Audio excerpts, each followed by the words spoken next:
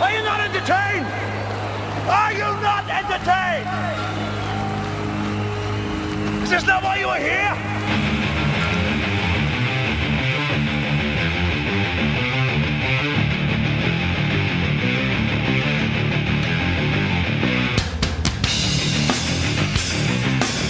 I got one message for Lil Nas X, whatever the hell you want to call him.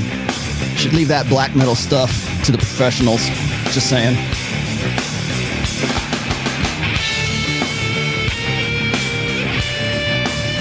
Tradcon's acting like Swedish death metal hasn't been a thing for 40 plus years.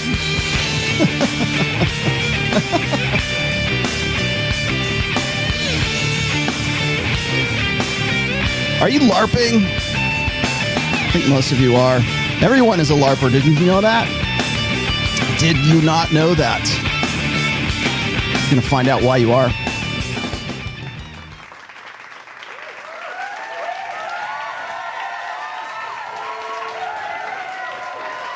Ooh, fade to black.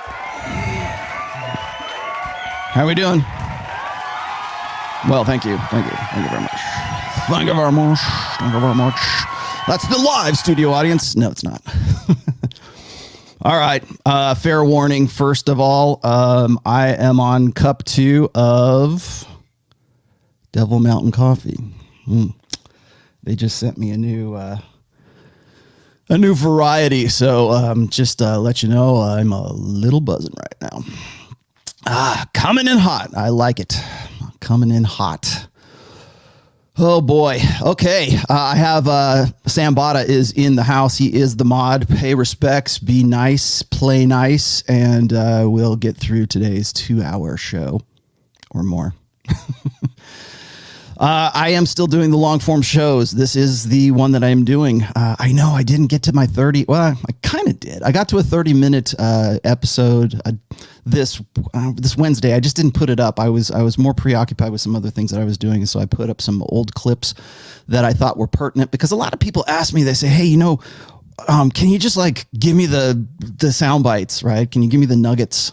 I need some noogies or whatever you want to call them. I need some ROLLO noogies. So I've been kind of experimenting with lifting bits and pieces out of things like the interview I did with Myron and Fresh and some of those. I think there's some little gold nuggets in those. So I'm trying to lift those out of there.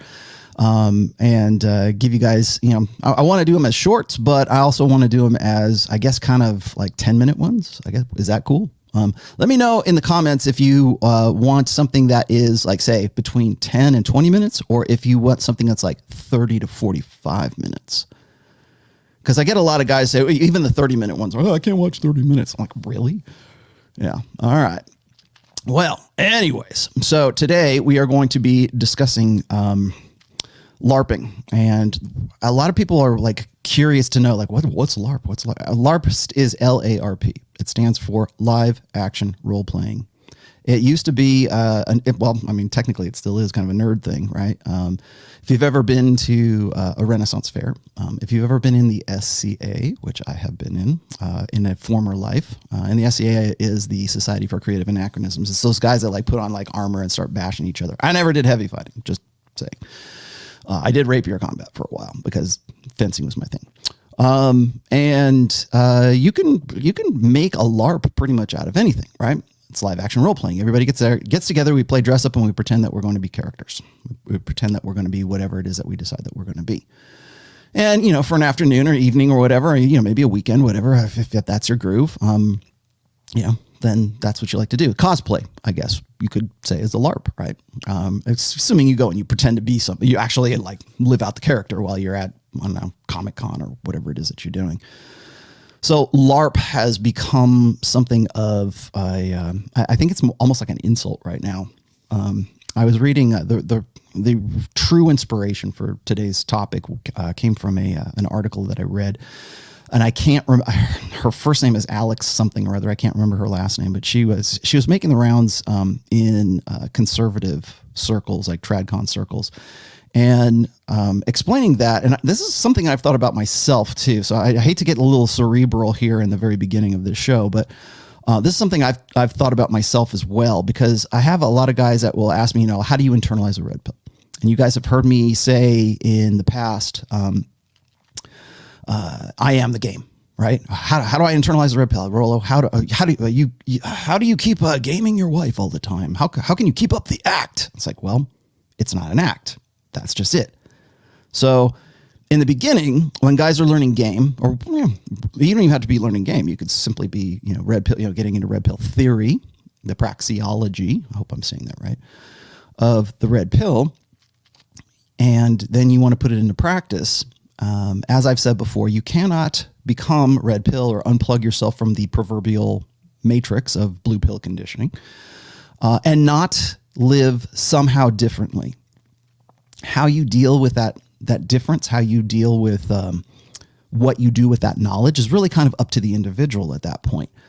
But at some point, you kind of have to decide, okay, I can't live the way that I was before. I can't unsee the red pill. Guys hit me up all the time about that. I can't unsee it. I can't be plugged back into the matrix, That's why I'm always telling guys, be very careful of who you unplug. I know a lot of guys will pick up my book, or they'll start I don't care who you get into, right? I mean, they'll get into red pill awareness, and they want to become evangelists of the red pill. They want to say, this is, oh my gosh, I read this book. I learned these things. I watched Rich Cooper. I watch Rollo. I watch whoever it is, right? And it changed my life. It saved my life. I was going to, I was on a hellbound train, right? I was going to kill myself or whatever it was. And now I'm not going to do that. Now I understand, and I see the light, right? It's almost like a religious epiphany almost, because you've been living your life in a way according to a way that has been sort of conditioned into you since the time you were a young kid, right? We raise our boys as if they're defective girls. Well, when you have that, when you're disillusioned by that, and you reasonably, rationally pick up on the things that, human nature, women's nature, whatever you want to call it, you can't help but live your life differently in some way. Now, some guys get self-destructive, some guys get nihilistic. Other guys say, you know what, there's a lot of opportunity in a red pill paradigm, and I'm going to go with it. I'm going to make the best of it. And I would like to believe that the majority of guys who become red pill aware take that intelligently and rationally and do something with it that is a benefit to their life, even if it's just saving their life, right? Even if it's just like saying, you know what, I have a different opinion of myself. I'm unlearning the things that I learned all this time, and now I'm going to live differently. Some people go purple pill, right? They become red pill aware. They can't unsee it, right? They can't listen to 80s power ballads and go and groove out to them like they used to, or they can't watch movies, or they can't read things, or they can't enjoy media the way that they used to, because they become red pill aware. But they want to take that red pill awareness back to their blue pill hopes and dreams and idealisms and try to apply that, and then just throw away the inconvenient, uncomfortable, unflattering parts of red pill awareness, and sort of not necessarily go back to being blue pill again, but they're certainly purple pill. And again, purple pill, like I've said in the past, I said in the past, is not an insult. It's just a positioning. It's a solution, or it's seen as a solution. When you become red pill and you become red pill aware, that is the theory, that is the understanding, that is the praxeology. I keep saying it's the loose science that leads you to saying, okay, am I going to go my own way? Am I going to go do this? How am I? What is the outcome of you being unplugged from that? So, like I said, some guys just want to cocoon themselves in the blue pill and say, no, I don't want to hear it. I want to see it. Or they go into some form of denial.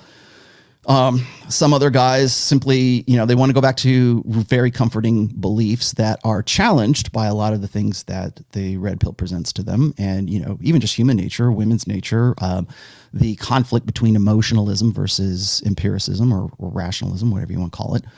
And they have a tough time with that. So how you resolve that is really kind of your own prescription for yourself. As I've said, I don't do prescriptions per se. I can tell you, I can give you I can hold up a mirror, right? I can give you the analysis. I can tell you what I see personally with my own red pill lens, right? But I can't take off the red pill lens. And that is kind of disturbing to a lot of guys. and to guys who aren't ready for it. Now, I'm not saying everyone's like that. In fact, I think the vast majority of guys are, in fact, ready for it. In fact, we are seeing it becoming more and more popularized. I've done a lot of videos recently, and I've done interviews as well, saying, is the red pill ready for mainstream? I hope not. I hope not, because as soon as it becomes mainstream, that's when people decide that they're going to be the authority. I'm going to be the president of the manosphere, the red pill, right? There's no ROLLO pill. There's no ROLLO nation. No, I mean, if you want to, fine, go ahead and start it, but I ain't doing it, okay? But there's no, it needs to stay underground. I've learned a valuable lesson over the course of certainly the last 10 years. That if the red pill is to stay legitimate, if the red pill is to stay, I guess, honest to its obligation to empirical objective truth, then it kind of has to stay underground. Because the moment it goes above ground, or the moment it becomes mainstream, is the moment it kind of gets co-opted. I have been on, you can look this up. I've been on record, let's just say. I have written essays about this, is that I believe that the red pill needs to stay fundamentally amoral, apolitical, aracial, whatever. Like, it needs to simply just be as objective as it possibly can, because the moment that you pair it up with a religion, with a political movement, with an ideology, then it loses its status as being sort of a praxeology. It's the Chilton Manual for human nature, or certainly for women's nature, but also for, where we're at with respect to human nature right now. And of course, this is regarding intersexual dynamics. So once you have that awareness, and once you pick that up, what do you do with it? Now, back in the day, way back in the foggy days of 2005 or 2003, whatever, in its infancy, the red pill was really all about game, and it was all about PUA. And that's really where it came from. Like, most guys just want to figure out how to solve their reproductive problem, right? How do I get laid more? How do I actualize unlimited access to unlimited sexuality? Okay, let's all get together in a forum and compare all of our notes. Let's have this conglomerate. Let's have this aggregate of information across the world. And we're going to go out into the field and experiment, and we're going to bring back our data, and we're going to discuss it with the group. And then we're going to form practices. We're going to form logistics. We're going to form game. And we're going to use that game. We're going to go out and we're going to test it again. And if what works, we'll keep, and what doesn't work, we'll just throw away, and we'll modify, whatever. It's really the scientific method, right? Here's my hypothesis. Let's go try it out. Okay, this worked and this didn't. Bring it back. Modify it again. Okay, well, in the process of that, you get a theory.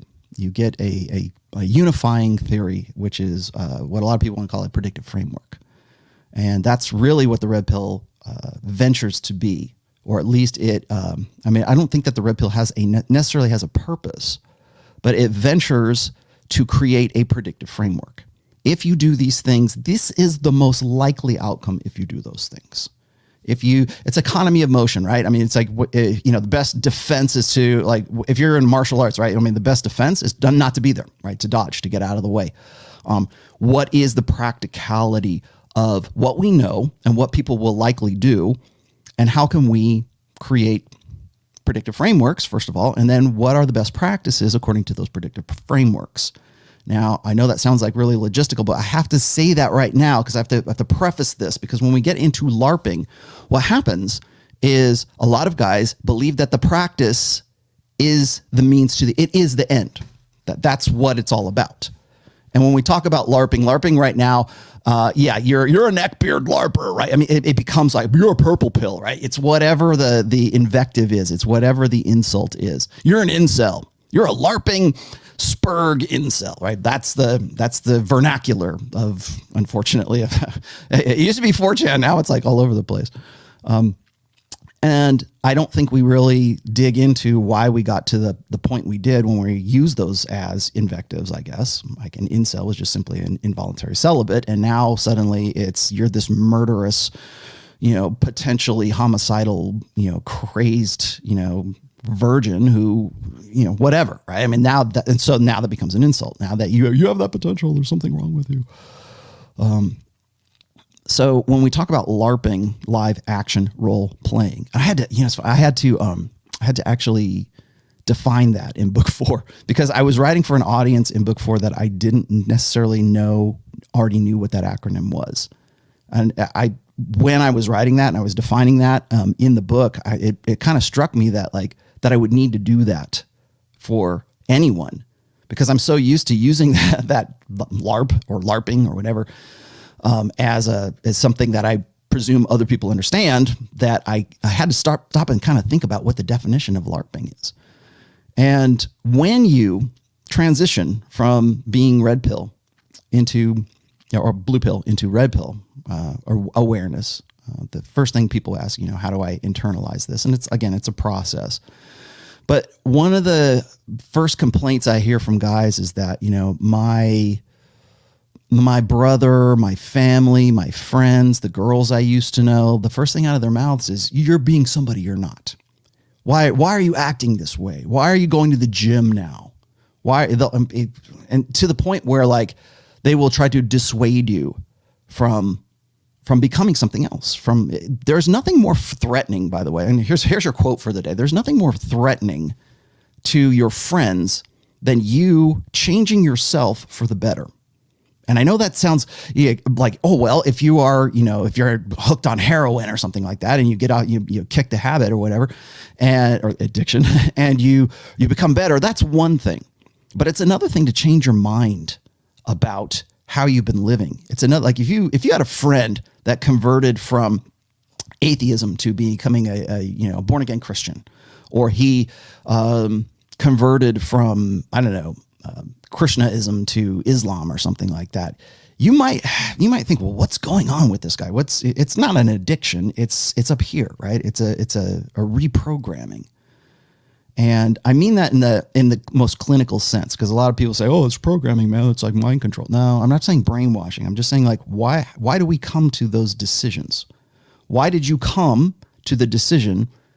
What brought you? What trauma? Usually it's trauma, it's crisis. What brought you to the decision that you're like, you know what? I want to check out this red pill stuff. I want to read the Rational Male. I want to, what I'm doing is not working. So I need to figure this shit out. What is it that happened that was the catalyst, let's say, to you becoming something else? I've asked you guys this before, and I'll throw it out here in this show again. What does it take to go from ordinary to extraordinary? What does it take to go and to become a high value man, right? What is it? Rollo, how can I learn alpha? How do I get to be alpha? Okay. Well, as I've said before, and I will say it again for all the people on the Twitter audience, alpha is a state of mind. It is not a demographic. There you go. Like that? Right? Okay. By the way, if I retweet anyone that seems like I have an opposition to, my retweeting that is not an endorsement of it. Sorry, I expect you guys to think. I expect you guys to have some critical, rational facilities from which you can separate things. Allegory, metaphor, sarcasm, often enough, doesn't play very well in the digital realm. I think a lot of you guys have probably figured this one out. If you haven't, let me remind you. If I go and I retweet somebody and they're from the Flat Earth Society, that doesn't mean I believe in the flat earth. Okay, well, we're all flat earthers now. If I retweet Gad Saad, and Gad Saad is probably my favorite sarcastic evolutionary psychologist. He's a personality, and he is funny, and he will use metaphor and sarcasm, and he expects you to get it. Because if you're following Gad Saad, you probably understand his personality, right? So if he's talking about something that seems to go completely against what it is that he's been writing about, I don't know, for the last 30 or 40 years, you probably have an idea that this is leading up to something. So there you have it. We have created this society of literalists and autists, or for lack of a better term, who everything that's put into print is suddenly, you have to take it at its very most literal meaning. I did and I probably shouldn't have done this. I did a video about last week on Wednesday. It was Wednesday. I put out a clip video of me making comparisons to alphas, right? So you've got Superman and you got Batman. That's the DC world, right? Then you've got Spider-Man and you've got Captain America. And you've got, you've got Captain America and you've got Iron Man. two different alpha archetypes. Let's look at what those alpha archetypes are, right? For instance, Spider-Man also, right? Spider-Man is a beta male kid. You know, he's 15 years old, 16 years old, at least in the classic sense. That's what he was back in the, I believe, the early 60s. Is that when Stan Lee did it? I'm sure there's somebody in the audience who knows exactly the date that the first Spider-Man #1 came out, right? And so I'm laying that out. And of course, rather than getting the metaphor, rather than seeing sort of the illustrative qualities, let's say, or the archetypes of those particular characters, of trying to be relatable, right? Now we devolve into a conversation about whether Superman could beat up Tarzan, right? Or who, you know, let me tell you about the real background for Frank Castle, the Punisher, way back in the, whatever. Okay. Don't get lost in the semantics, but everybody wants to, right? So when I retweet something, and I retweeted this thing from Colty Bra, who is actually a friend and is a local here. I'm actually thinking of Colty, if you're watching, I would like to get you either in here or get you on and interview you sometime. Colt threw out this this tweet that said, you know, if you're a simp, you're always a simp, right? You're born a simp. You're genetically a simp. And I retweeted that. No other comments, just retweeted it. Yes, thank you very much, Captain Crunch. You go to the front of the line. All literalism, no context. Yes. Welcome to Twitter. Welcome to the internet, where allegory and metaphor and anything that is in any way prosaic, no. And let me tell you why it's no. Never. That is a cardinal. And okay, you know what?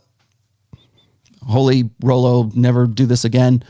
Never use allegory. Never use metaphor. Never use anything that is in any way less than 100% exactly what you mean online, because that will automatically turn out to be. Oh, and thank you for that super sticker, Sir Jason. I missed it. It's everything's literalism. And I don't know if that's a result of a generational thing, or if that's just simply us only being able to sort of understand. You want to know? Remember when I talked to you about buffers? Remember I talked to you about like the problem with the kids today, the problem with the last few generations that have been socialized and acculturated online, is that when all you are doing is reading texts and I'm reading the comments here. I don't know that Captain Crunch wasn't like, all literalism. I don't know that. He could just say all literalism in no context, right? The sub communications are gone, right? The real communication that's part of that is completely gone. I can't expect you to get that. So for the future, if I retweet something, that is not an endorsement. Thank you. Goodbye. Thank you. Congratulations. You're too stupid to be on Twitter. Anyways, getting back to the topic of the day, LARPing, live action role playing. When you, and track with me here a little bit. When you get to the point where you've decided, like, okay, I have read The Rational Male. Maybe I've read 2 or 3 books. Maybe I watch Rich Cooper. I watch Kevin Samuels. I watch whatever. I'm into this. I'm curious about this, right? You could just be curious. You don't have to necessarily have changed your life as a result of it, but you're curious about it. And you say, well, what they say or what they're talking about seems to have some validity. Now, I don't expect most people to just have this, completely brainiac, rational, reasonable, critical thinking epiphany. Most of the time, it's usually based in emotions. Like guys will say, oh my gosh, I can't believe this. Like one of the reasons why guys get angry after they unplug from the Matrix is it's not so much anger at women. And I think a lot of guys, people who are on the outside, like in the mainstream media, or people who are like normies, right? Or people who are still blue pill and they see guys going red pill and they'll read my book. I had 2 emails from separate guys this week saying, like, I gave your book to so-and-so or my best friend or whatever. And he threw it back in my face and said, this is all misogyny, or this is all whatever. Didn't want to hear it. Didn't want to have anything to do with it. And they'll go like, well, how do I unplug him? How do I make him see the light? And I go, you don't. I said, you wait, wait for the moment. I said, you already kind of screwed things up because you probably had a good idea that he wasn't going to be receptive to it. Now, I understand why guys want to be sort of red pill evangelists when they first come into this stuff, because it's life-changing. Really, it is. Because you're looking at it and you're going, oh my God, I can't believe all of this. I believed all of this before. I can't believe I had all this blue pill idealism. And now I have no other choice but to sort of go my own way, whatever that is to you, live differently in a red pill paradigm. A lot of guys will get angry, and they will not so much get angry at women, or the world or whatever. It's they get angry with themselves because they believed what they believed for so long. And they are, in most cases, the older you are usually, in most cases, they are suffering the consequences of choices they made based on their blue pill understanding of the world.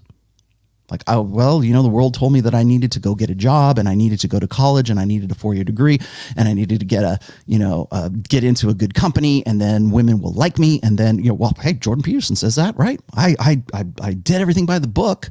I played by the rules that I think the blue pill taught me were valid. And now I'm suffering the consequences of it because my wife left me for a hot dude, or my whatever it is, whatever your consequences were.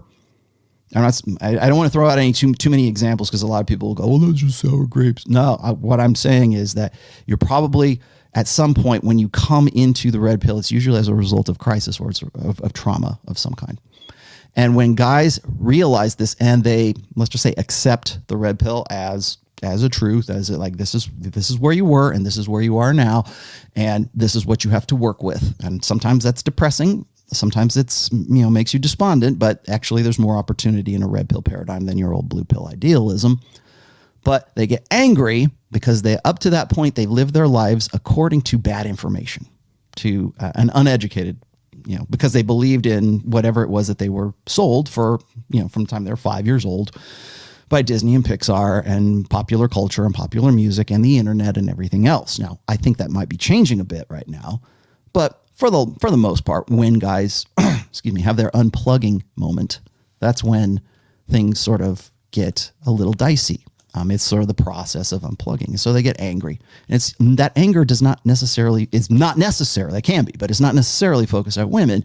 It's focused at the fact that they're coming to the realization that they should have seen this sooner. I wrote Preventive Medicine, the second Rational Male book. I wrote that because I had so many guys saying exactly that. They said, I wish I would have had this information before I got married, Rollo. What's a good age to give your book to my kids, to my 13-year-old, my 15-year-old? Should I give it to them now so I can head all this off at the pass? And so the best way you can do that, of course, is just to be an example for them and teach them. Don't expect them to read a 300 plus page book that is admittedly a pretty dense book, and something I really kind of need to. I need to write a rational male for like a teenage kid. I probably should do something like that, or just even if it's just small, like little 150, 200 page book. Maybe do something like that in the future. But guys always want to say, well, I wish I would have known then what I know now. Or I'm sure you've heard me answer these questions before. Rollo, what would you tell your 19-year-old self? Nothing, because my 19-year-old self would have told me to go pound salt. I know damn well I would have done that. No, you couldn't tell me jack shit back then. Yeah, jack shit back then. You could not tell me anything. So in some ways, I think we need to have lived experiences, but you wouldn't be able to. And so what that question really is, though, it's not what would you tell? What would I tell myself, right? Bitcoin and hold. That's what I would. Or buy as much Apple stock as you could.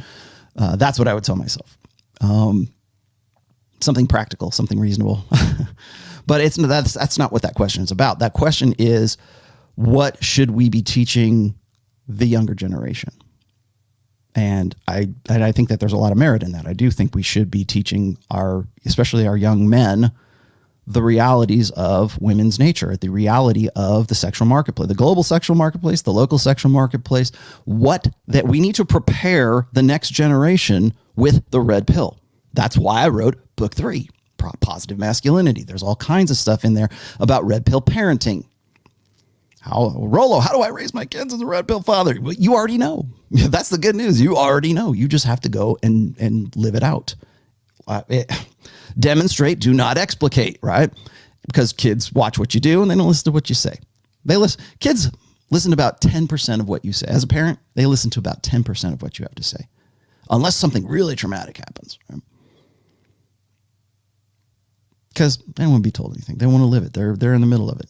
Shit, I was the same way. 15 years old. You know what? I know everything. Screw you, old man. You're about okay, boomer. You still get that today. I laugh when somebody throws that at me. I'm like, dude, first of all, I'm Gen X. And then second of all, that goes back to that. I know everything already. That was me. That was probably people before me too. We all did this. We all did exactly the same thing. What do you got here? Rollo will be the Darwin or Freud of sexual dynamics in 100 years. Bet on it. Well, as flattering as that is, Ryan Sullivan, sorry, side note. When you look at guys like Carl Jung, who I have no real love or affinity for, or Darwin or whatever, I think it's definitely had some contributions. Freud, contributory to human knowledge. Carl Jung, I'll even admit that, had something to contribute to human knowledge. Is a lot of it still relevant? Well, that's debatable. However, Darwin, at his time, I don't know if he had a degree. I don't know if he was an academic, but he wasn't the kind of academic that you would see today, right? Somebody who would go through the sciences and, let's say, an evolutionary biologist today would outclass somebody like Charles Darwin, okay? You can look at evolutionary psychologists, but like even random, professional psychologists today had to, step on the shoulders of Freud and Jung, who were in a up and coming brand new science, let's just say, of the mind, right? So psychology, and I don't mean Scientology. It's this, psychology. There was no schools of psychology, right? Well, maybe there were, but it wasn't as developed as it is now. So at some point you have to trailblaze. At some point you have to do something new, and they don't teach in school. And they sure as hell ain't going to teach red pill or intersexual dynamics certainly not in this era. Take that to the bank. Rollo, do people get triggered by you because your content requires critical thinking? Absolutely. I have to be real careful of that, Sam. Because if I'm playing personality, right? If I'm doing, I got to be entertaining. I got to be entertaining for this show too, in some way. But I tend to get called overly analytical. You're stop thinking so much. Just go with it. And at some point, that's actually a good idea. You kind of just have to jump in with both feet. I'm not saying, jump out of an airplane without a parachute, but a lot of people think that I'm overly analytical. And usually that's when I'm paired up with, and I love them to death. So this is not putting anybody on blast, but like when I was on with Hotep Jesus, for example, I thought that was this was on Fresh Fit podcast back in January. I thought that was a really great interview, and I thought that was a rare opportunity for the both of us, because you've got Hotep Jesus there, and he is more a feeler. I don't mean that in the MBTI way, but I mean that in the sense like he just sort of does, and he goes with the gut, and he goes with the instinct, and he knows what works for him. And I'm kind of there analyzing the whole thing, and it makes it seem like I don't know what I'm doing, right? Oh, he's all good about theory, but he's no good about practice, right? And Hotep Jesus is all really great about practice, but he's less cerebral, right? He's less about the theory, right? He's all kind of woo-woo magical thinking, while Rollo is really the critical thinker. And I think that kind of does a disservice to both of us, because Hotep Jesus is very well educated. I talked to him about some stuff like off camera. I talked to him about some stuff that was like in no way red pill whatsoever, but very intelligent guy. But his thing is, hey, let me read your palm. Oh, astrology is real, right? Having sex with a woman is a vibe, right? And I can go and say, well, that, what that vibe is? That vibe is when, the adrenaline kicks in and these hormones go in and endorphins are here. And it makes me sound like, ooh, check out the big brain on Rollo. And that's a kind of a turnoff, because women want to feel. Now, if you've got a great audience that wants to listen to you sort of talk about things in an analytical way, then you get somebody like Jordan Peterson who can go and talk for 2 hours and,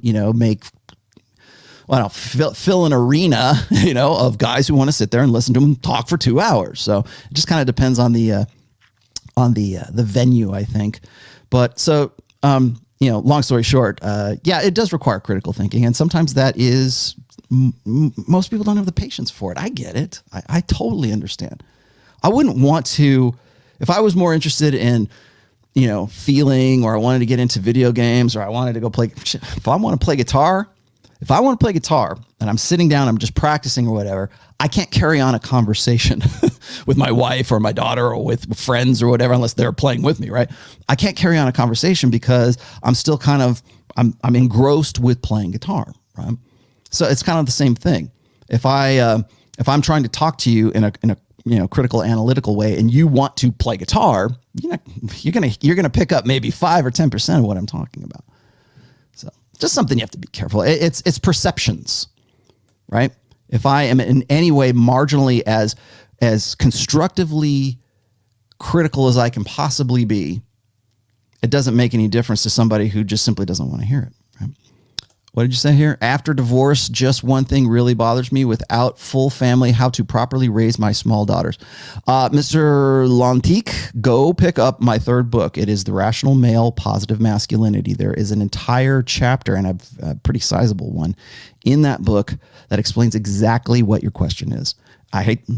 Shameless act of self-promotion, but that's probably the easiest way for me to just sort of let you know what's going on. Renegade Show.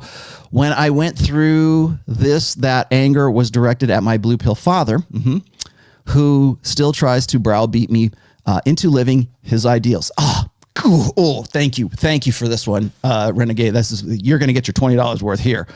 He never did the work to become better. Doing that work has made him very hostile towards me. Yes, I'll tell you why.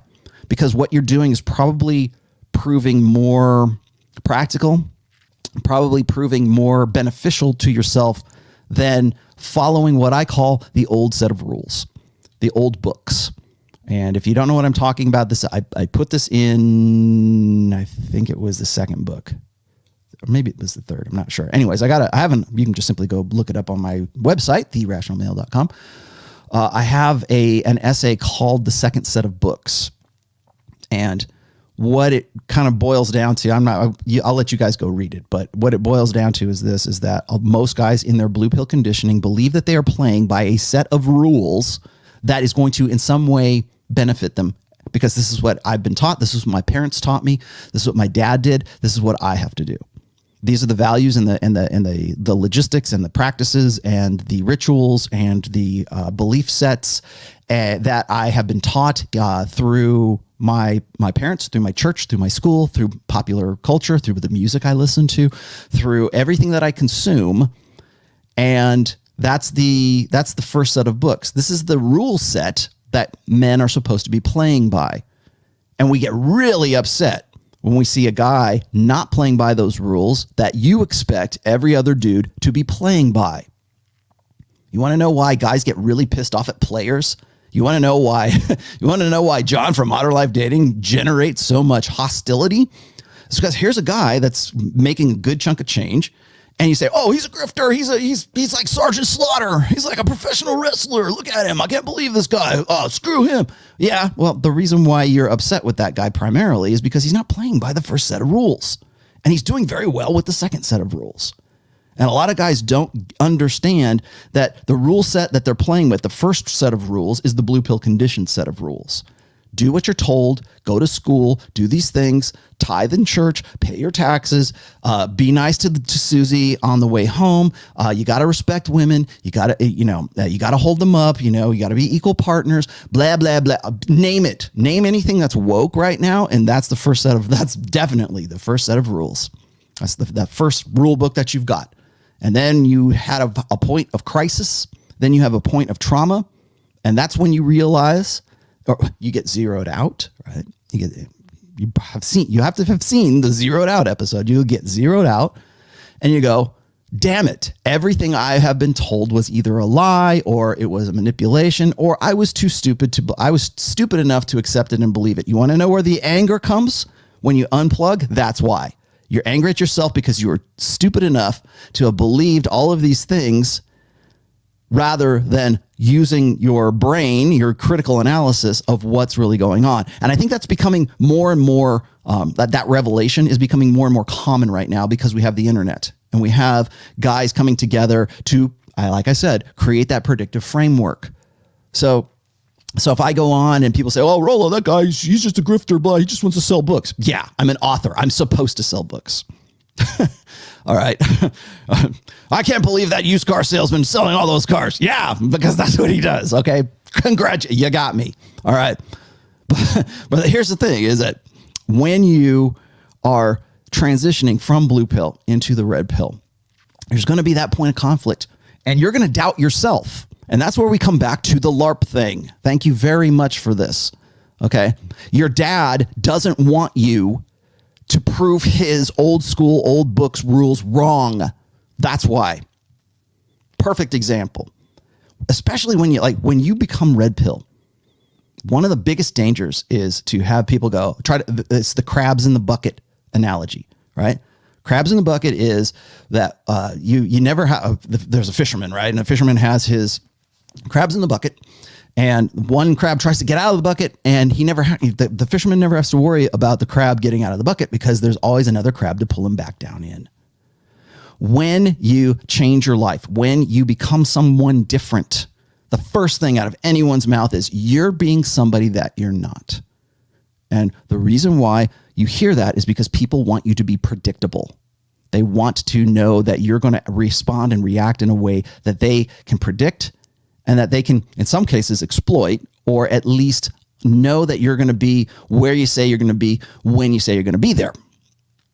Okay, it could be something as simple as that, but human beings, we want predictability. Life is chaotic enough. We evolved in a very chaotic, very dangerous world. We want security. Women in particular want security more, I would say, more than men. Men are much more risk tolerant. Women are risk averse.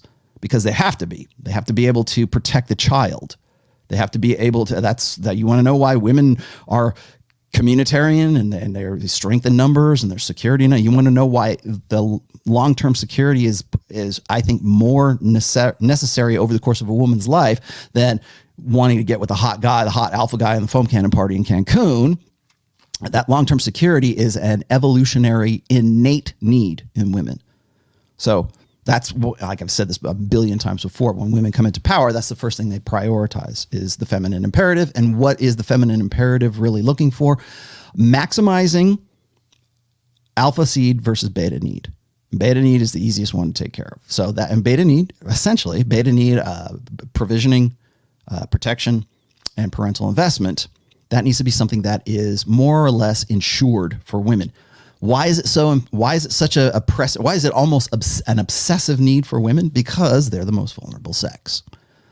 So when we're looking at that, we're like men, on the other hand, it's like we realize that we could be, we're the disposable sex, right? And I don't mean that in the literal sense. I mean, we are the disposable sense in that nature takes more chances with the male of the species, right? Humans, lions, dogs, whatever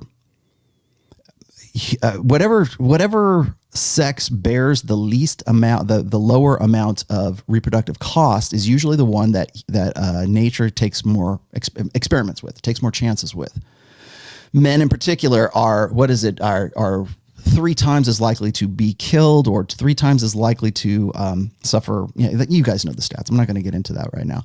The only reason I'm really kind of referencing this is because I was reading something, and I don't think was it the ape who understood the universe? I can't remember where I saw this quote, but that once a boy and a girl come out of puberty, the boy is three times more likely, 300. It's either 3 times or 300% more likely than a post-pubescent girl to be killed, to die in some way through an accident or through risk taking, whatever it is. So, And of course, testosterone has its evolutionary disadvantages as well, because it makes your immune system, compromised, let's just say. 45 minutes. Devil Mountain Coffee. I really need to get a little teaser video or something. Even just an animated GIF would be good for my friends at Devil Mountain Coffee in Las Vegas, Nevada. So yeah, when your friends see you and you're acting differently, like, you can even take this out of the realm of, like, say, the red pill, if you think about it, because you've probably seen these, excuse me. You've probably seen these before, like where you see an image of a girl who's like 18 years old, graduating high school. And she looks like this perfect little kind of preppy girl. She's nice, she's sweet, she goes to church she comes from a good family, blah, blah, blah. And she's 18 years old. And she looks like you guys would be like, oh man, she's a unicorn, right? She's your stereotypical unicorn. Then you see the pictures of her once she gets to college. And now she's got fuchsia hair. She's got a safety pin through her nose, whatever, she's got something, like the septum piercing, right? She shaved her head and she looks like she's on meth or smack or whatever. And you go, what the hell happened? And I think that we go, oh, well, she's going through a phase. Or what if fortunately, this did not happen to me, but I know guys who have had their kids do the same thing. They'll go through their goth phase. Hell, I went through it, right? Technically, I'm still in it, right? I remember when I was a young kid, when I was like, say, 14 or 15, I decided I was going to grow my hair long. And I was really into metal, and I was really into the music of the time, like the harder, heavier. Like I was into punk, and I was into metal, and I was into like really hard thrash. It's not that I didn't like glam metal and stuff like that. I did too, but that was my thing. And so therefore, you grow your hair out, and chicks dig guys with long hair, right? Back then anyways. And of course everybody goes, oh, he's just going through a phase. He just likes Dio because it's a phase, right? He just likes Black Sabbath because it's a phase. And it's like, well, I really dig on it. But I think that a lot of people say, well, she's in her goth phase. She'll get through this. At what point does that goth phase become the LARP? And at what point does that goth phase become something like a way of life? At what point does LARPing become your lifestyle? Because we talk about this all the time in the Red Pill. We want to talk about how you're just LARPing because you're virtue signaling, right? You're just trying to be somebody that you're not. And what's funny to me is like the people who are kind of on your side, who are in that lifestyle, right? If you were, let's just say for sake of example, you were a goth and you said, you know what? Or actually, sorry, start over, turn it back. If you're a pickup artist and you're writing lay guides and you're making all kinds of money off of this, and you suddenly have this religious epiphany after dropping acid or taking mushrooms or whatever it is, and you decide to convert to Orthodox Christianity, are you being somebody you're not? Are you? You tell me, because I don't know. It's really kind of up to the individual. Or are you LARPing? Is who you really are, or who you really were? Or is it now that because you've had some sort of religious conversion, or through whatever trauma or drug use or whatever it is that the real you now? Or is that not the real you? When you go from being blue pill and you go through that crisis and that trauma and everything, and you come out on the other side of it and you are now red pill aware, is that the real you? Who gets to define, who gets to decide who is the real you? Is it still an act? And we're going to get to the act thing here in just a second. So anyways, this was really good. I got to put this back up one more time. So what happens is when you change into something else, when you're called a poser, right? When you go from being like into, I don't know, ska, and suddenly you're into Swedish black metal, then is that you, or are you just being a poser? Right? Well, your old friends probably think so, because they're still into ska, right? Or they're still into whatever that it is that they're into. So really, it depends on what you get to decide you want to be. I've had guys tell me this, that they had a group of friends, and there were girls that they knew in high school. They graduated high school, and the girls that were in their peer age, Didn't want to have anything to do with them. The guy goes off to 4 years in the military, maybe 6 years in the military. I don't know, however long it is. Maybe goes on deployment, comes back to that same group of friends in high school, and he's a different person. He's changed. And that group of friends are more willing to accept the new him than just saying, oh, you're trying to be somebody that you're not. What happened to the old guy? What happened to this guy? Well, personality is not static, and we can decide who we want to be. We can decide we want to unlearn the things that we've learned before, because what we're doing was not who we wanted to be. What we thought prior was not who we wanted to be. So when people say, well, you're a misogynist. No, I'm living my life differently because I have what I believe is better critical analytical data, and I understand what's going on. The medium is the message. I can see what's going on, and this is how I'm going to adapt to the reality of my situation. So yes, your father probably doesn't want you to be it's not that he's angry at your success. It's a reminder that him sticking to what he believes or what he thinks should work isn't working for him, and it is working for you. Again, something I put in book 4, one of the reasons why really traditional conservatives, and I'm going to say Christian, but it could be Jewish, it could be Islam, it could be whatever. Traditionally religious people get really upset with the red pill is not because the red pill is incorrect. It's because it took a pickup artist to tell them that this is what's going on in your church. This is how women really are. This is why you want to know why your values and your organizations and everything is in crisis right now. You want to know why feminism and the feminine imperative and gynocentrism has pretty much assimilated your religion. Well, here's mystery to tell you why. That is galling. That is it's like, oh, I can't believe we're really the real red. And maybe you are. But it took mystery to tell you. And that pisses off a lot of guys and will continue to for a very long time. Let's see. What else do I got? What did you say? Oh, I already got you. What else have I missed? Sorry, I'm trying to catch up. I know you guys get pissed off when I try to keep up with these things. Especially when I'm on a roll. In 2019, JP Morgan put out a report that only 34% of small businesses are started by women, which is only a 4% increase from 1972. Anyone can open, but women do it less. I wonder why. Yeah, well, should we say that it's innate? Should we say, or is it because they have been disadvantaged? You're talking 1972 to 2019.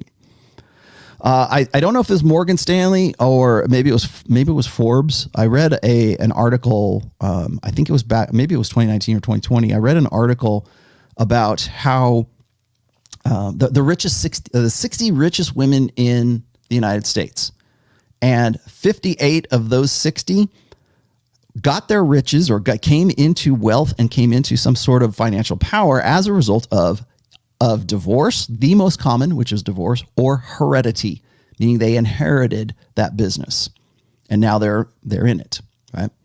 Sheryl Sandberg doesn't own Facebook. She works for them. She's very, supposed to be this very powerful. Maybe she is, very powerful woman as a CEO. Is she still a CEO? I think she still is of Facebook.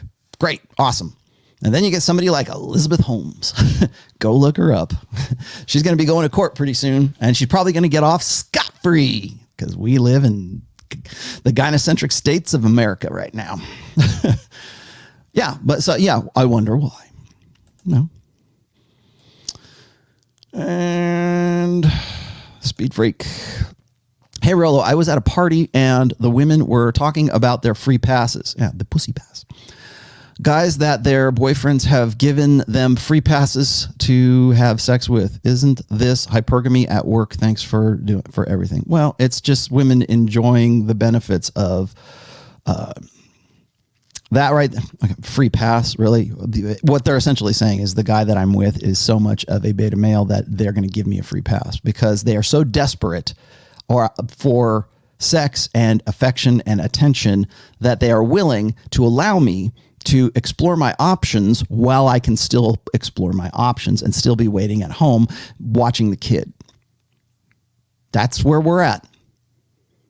Remember how God, maybe you don't. There was a time back. Oh, Jesus. Do I have to do that? All right. I really need to get a, there you go. There you go. Thanks for that $2.99, Don DeMarco. Man, you guys are throwing like $500 at Fresh Fit, and then I get $2.99, and I have to do this. That should be worth at least $50. I kid. Jesus Christ. Okay.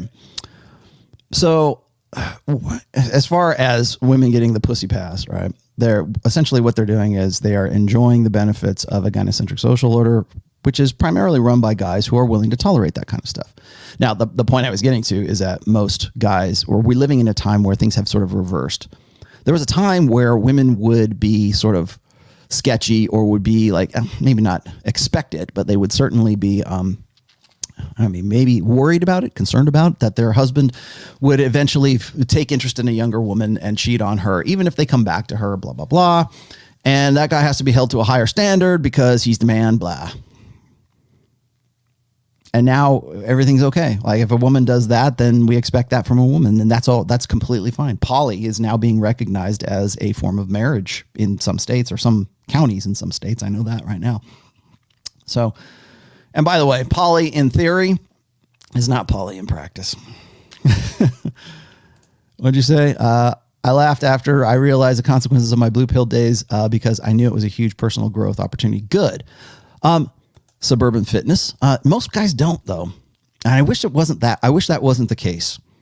Most guys, do you guys, I hate to use allegory. I hate to use movies and stuff, but like the very fact that we even use red pill and blue pill is an allegory, right? We draw that from the Matrix movie. And in the Matrix movie, there was this part where Morpheus says to Neo, he apologizes to Neo and says, I apologize. I'm sorry. I don't usually do this. We don't usually unplug a mind after a certain age because the mind has trouble accepting the new reality. It's new reality. And a lot of times they just end up like killing themselves or they whatever. I mean, they're implying anyways that you can't accept it and something bad happens. And I kind of understand that because if you've been living your life as in a blue pill kind of paradigm for a very long time, and some smart ass, especially a younger smart ass, comes along and says, Mr. 60-year-old guy, here's the red pill and here's what's really going on. That guy is going to probably have a lot more experience and a lot more consequences, and his life is most likely going to be the result of the decisions that he made that were made while he believed the old set of rules, right? The first set of rules. And that's tough, man. It's like, oh my God, I had all this opportunity. I had a life, my life that could have been, had I known all this stuff. Rollo, what do I tell my kids? Okay, I'll write a book for you. I'll write, well, not for you, but for your kids. How's that? They'll know what you didn't know. Let's just go forward from that. And that's why that is it's very off-putting for guys who are older and women who are older, by the way, too. I think one of the reasons why Kevin Samuels right now has such popularity is because women are kind of if you red pill a woman at 32, it's almost like red pilling a guy at 60, because the potential or the results of their life is the consequences of what they believed prior to you telling them, right? For you unplugging them. And so if you tell a guy who's like 60 years old, this is really women's nature. The medium is the message. The soulmate myth is bullshit. All this other stuff, right? And pick the red pill, the red pill maxim, whatever it is. Show that. And most guys will simply reject that, as will most women. And women will have a different reaction usually because women will lose their minds because women are used to being coddled. They're used to being pandered to. They're used, especially in a society that prioritizes women as the primary consumer in the United States. So you can't tell women shit because they don't want to be told shit. And when you tell them something that goes against, for them, something that's very important, very, very, very important is long-term security. In fact, I would say that women's need for long-term security is, like I said, as an obsession in such a way that men have no frame of reference for that, because we're risk tolerant. If we get zeroed out, nobody gives a rat's ass, and we have to come back from that. We have to rebuild ourselves, or we have to end ourselves. Women, no, it's not their fault. It's man's fault. Why can't I'm not married. Oh, well, it must be these infantile guys. Oh, that's not necessarily true. You can be sexy at 58. Right? Anything that every social convention that is from a time a woman is like, say, 12 until she's like 92 is there to in some way give her the impression that her sexual agency and her power is evergreen and it's going to last for her sexuality, her arousal, her good looks, beauty is just a social construct, man. And guys, it's guys' problem. It's men's problem that they can't see the beauty, the wonderful, beautiful being inside of you. Living your truth, not the truth, your truth. You can see that all the time. Nike commercials have that. I'm just living my truth. Well, you have generation after generation of women who believe that. And yeah, the women are going to find ways to stay in the matrix, to stay in their own matrix, to perpetuate that. And if a guy comes and tries to give a woman a red pill, right? Say, well, here's the stats. Here's what's most likely going to happen to you. They're going to be like despondent maybe, or they're going to go straight into denial, which is what most of them do. And they get upset and they get filled with rage. And you know where that rage comes from? It comes from the insecurity that they might not be able to optimize or consolidate on long-term security. That's why. And makes for great content, makes for awesome content. But that's the nuts and bolts of it. You got a dude asked me a minute ago, like, people think you're a critical thinker. Yeah, I am. And that's why people hate me, right? I'm not pandering to that emotion. I will show you. I just work here, man. I just work here. You tell me what you're going to do. I just work here. And I put that out there and I get run up the flagpole for being too analytical or not vibing enough. Okay, well, whatever. But that's the same thing. Like when guys, like women, if you think that guys go through a rage phase or an anger phase when they get unplugged from the matrix, that is nothing compared to putting that in a woman's face and saying, you know what? I know you think that the world, it revolves around you because you have innate solipsism, but guess what? The world doesn't revolve around you. And you played your cards and you don't even realize that your cards have already been played. Oh no, I can be pretty for the rest of my life. I can find a man with benefits, even though I got 3 kids from 4 different fathers and blah, blah, blah, blah, blah. I don't know how that worked, but so whatever. The point being is that when you be very careful of appealing to, well, never appeal to reason with women, but always be careful of appealing to truth, because unless you're prepared for the anger that comes from disillusionment, and most guys aren't. Most men certainly aren't. Most women absolutely are not. Because once you disillusion that, it brings all of that insecurity and all of those fears up to the forefront. Be very careful of that.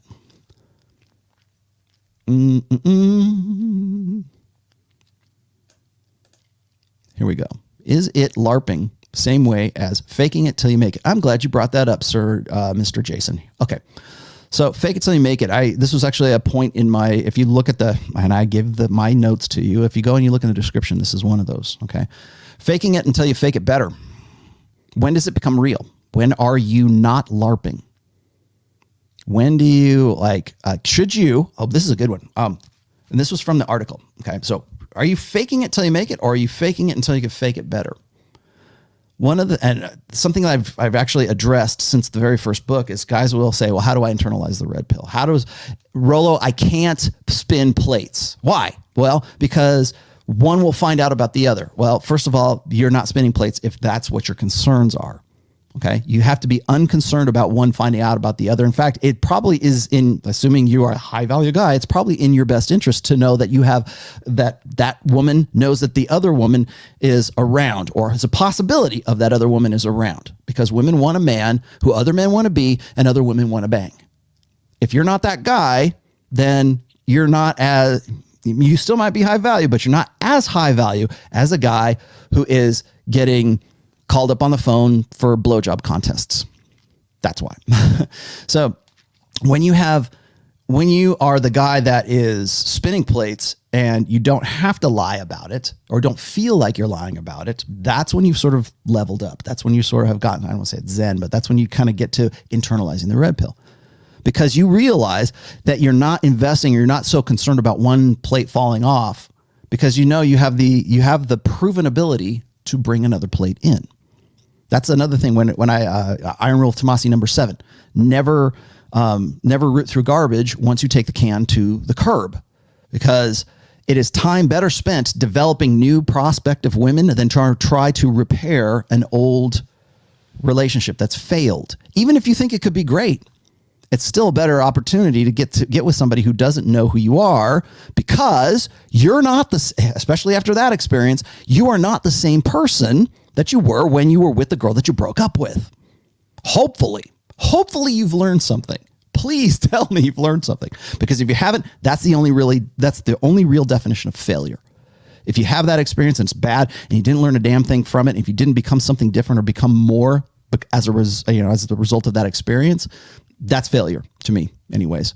But when you're developing a new relationship with somebody else who now is familiar with who you are now, rather than trying to repair a relationship with somebody who knew who you were 2 years ago and then says, well, you're being red pill. Are you reading that book again? What does he say now? Now, that kind of thing. That's again, observing the process changes the process. That's what you would have to deal with an old girlfriend, instead of being with a new girl and spinning a new plate. That's why I keep saying that's why that's an iron rule. So how do you go from being fake it to having made it? Well, what is making it? That's the operative here. When do you know that you've made it? When do you know that you are who you want to be? And that was the big question. And I brought this up on Rule 0 on my channel yesterday. And I really wanted to get to that. I'm glad it's the hour mark. And I'm glad you asked this, Jason, because my main question of guys these days is, what do you want? What do you want for your life? Okay. Do you have an image of that? Or would you just simply rather sit around all day and complain about, bitches ain't nothing but tricks and hoes, or guys ain't living right today, or guys need to take more responsibility? It's not just that. There's a lot of other things, right? There's a lot of other distractions that can keep you on the hook for a very long time. In fact, the internet and social media is designed to keep you on the hook. So how do you know when you made it? When you made your first 6 figures? Does that make it? Does that make you high value? Because you can go start a drop shipping business and maybe you certainly make more than you would probably in the job that you're in right now. I don't know. Maybe. Yeah. Let's talk to Colty Bra. He knows, because he's the guy that does all this kind of stuff, and legitimately so. Is that who you want to be? What do you want? If you had an ideal, best case scenario, what does that look like? Oh, okay. Well, I want this. I want that. Blah, blah, blah, blah. I don't know what I could tell you what I would want. I'm pretty close to it right now, right? I'm always wanting, I don't believe in contentment, but I've got my new goals and I know how to get them at least. But what is it that you want out of, what do you want to do with your life? What is that? If girls would say, if women would, if you could completely change the game, what does that look like? I ask this when people say, we need to repeal the 19th. We need to take away women's rights. Okay. What does the world look like when you do that? And what did you have to do to get to that point? And how does what you had to do to get to that point affect the overall outcome? Is it going to be better? Is life going to be a better place? Is the world going to be a better place if you could do that? Okay. And people say, yeah, of course. Yeah. Okay. Well, what does it look like? What's the ideal state? What's the operative state once you get to that point? Now that's socially. Personally, do you want to get married? No, forget it. That's suicide. You're leading men to the slaughterhouse rule. I'm not saying get married. I'm saying, what do you want to do? What is it that you have? What's your goal? Do you want to get married? Because I'll tell you, a lot of guys getting into this sphere right now, that seems to me like their operative state. Like that's the goal state for them. What do you want to do to have a good, successful relationship? You know what? This girl's 32 years old and she's got, cats and she's had, 4 or 5 marriage proposals. She's washed out at 32 years old. And you know what? You're right. You're right. But what's the best case scenario for her? And what's the best case scenario for you? Knowing that, how are you going to change yourself? How are you going to stop going from being ordinary to being extraordinary? Okay. And even if that, what does extraordinary look like to you? Most guys don't even know what the hell that is. I want guys to actually critically think about what it is that they want in the future. See the goddamn forest for the trees. Because all we're seeing is the trees right now. All we're seeing is the LARPing. All we're seeing is the what do I have to do? How do I have to act? Rote memorization, wax on, wax off, right? It's the practice all the time. And there is no greater thing. There's only wax on, wax off. There's no karate that comes from that. And you know what that is? Wax on, wax off. That's all LARPing. That's live action role playing with no purpose, no nothing. Nothing changes as a result of that. So what do you want? Ask yourself that this week. What looks like a good idea to you? Is it getting married? Because I don't think it is. I don't think it should be at this point anyways. I wish it was. I wish ideally it could be that. But as I've said this a million times, and I will say it again, it's not that I don't think marriage is a great idea. I think it is. But I think the way we do it now, it is the worst. It is an unconscionable contract. It is the worst decision a man can make for his life right now. And maybe that's by design, or maybe that's just the way the cards settle, hit the ground. I don't think so, but maybe that's the way it is. But I would not suggest guys get married right now. And I'm pretty sure Aaron Clary would back me up on this, because it's financially, personally, it is the highest risk potential you can possibly have. So why are we worried about a woman who has 3 cats and had a couple marriage proposals and she's not living right, if your goal is never to get married anyway? What if she was 26 or 27 and she was the perfect little golden angel? She had a notch count of 0 and she was just hot as hot could be and wants your babies and wants to marry you. Would you marry her? Is that your ideal? What if you could change women's behavior? What if you could change the way they think? What if you could just, reprogram, put a virus into the matrix, right? What if you could reprogram women to be thin, sexy, feminine, matron, good mother potential, right? Family potential. What if you could ideally do all of that? What would you then want to get married? Would that make marriage okay? If we could say all women are going to be, let's say between the women you're going to encounter in your life are all going to be close to swimsuit model, hot. Let's just say 8s, right? 8.5.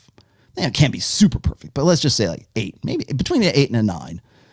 And she loves you to death, almost unconditionally. And she is the ideal. She's the perfect unicorn for you. Do you marry her? What she decides that she wants a high value man, of course, because she's still hypergamous, but do you marry her? Is that the end result? Because most guys will say no. Then why do you care? Why do you care? Why is it a big deal? Because you get off on the indignation, because you get off on the emotions. Why do you care? If you can't see yourself with a perfect ideal woman in the future, because marriage is like such a high risk, high stake game, then why are you obsessing over this? Why are you LARPing over this? Why is that a big deal at all? Why are you even improving yourself if the end result is, or you don't have even a clear understanding of what the end result is? You don't have an understanding of what that goal state should look like. Why do you care? Who cares, right? Why is there even a MGTOW thing? Why is there even black pill? Because if they're all, what is it? I got this thing. Oh, I'll just read it. I won't put it on the screen. I got this thing. I still have it up on my desktop here. It says, this was a comment from from actually Rule 0 yesterday. And I don't know who this dude is. It's like, yo, right? It says, if you have a woman, if you don't have a woman, you're miserable because of that. When you have a girlfriend, you're worried she will leave. You are 100% sure she won't leave. If you are 100% sure she won't leave, then you are worried that if something is going to happen to her, it's just misery, however you put it. So our intersexual dynamics is zero-sum game. Our intersection is like, it doesn't matter. Even if you had the most perfect girl in the world, you're screwed. You're still screwed. No matter what you do. At least if in that belief set. Now, I don't believe this personally, but in that belief set, and people get off, and you know what this guy probably does? He probably gets off on the fact that, yeah, get that girl, right? So why are you even involved? Why do you keep coming back to this? Why are you doom scrolling? You know, why do you keep coming back to that same trough? If you're indifferent, you know what? If you were really MGTOW, extreme MGTOW, if you were really black pill, if you were really doom pill, if you really didn't, you wouldn't care. You'd be indifferent. Like, okay, fuck it, I'm out. I'm done. Whatever. I don't care. You wouldn't take the time to write a comment like that. So you do care, and you do have a goal state. There is something that you want out of life. There is something that you want out of a relationship. There is something you want, even if it's an LTR. Do you even want an LTR? Apparently this guy doesn't.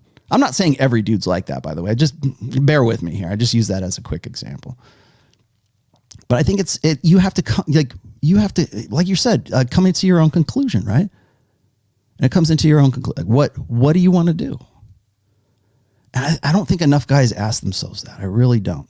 And I'm not going to get all low and emotional. So I don't think guys really talk about that or even have that internal conversation with themselves. What would be a better thing? Like, you know, what I'm doing is not working. That's why guys come to the red pill in the first place. What I've been doing is not working. Oh, I'm going to read the Rational Male. Oh, I'm going to go red pill, whatever. Seems like that has at least some answers. So I'm going to start to become something that I want to be rather than what people would have me be. I think that's a law of power too, right? Cast off the characters that other people would foist upon you. Okay, good. Well, that's a start. Good for you. But you still have to, like, who do I want to be? What character do I want to be? What personality do I want to have?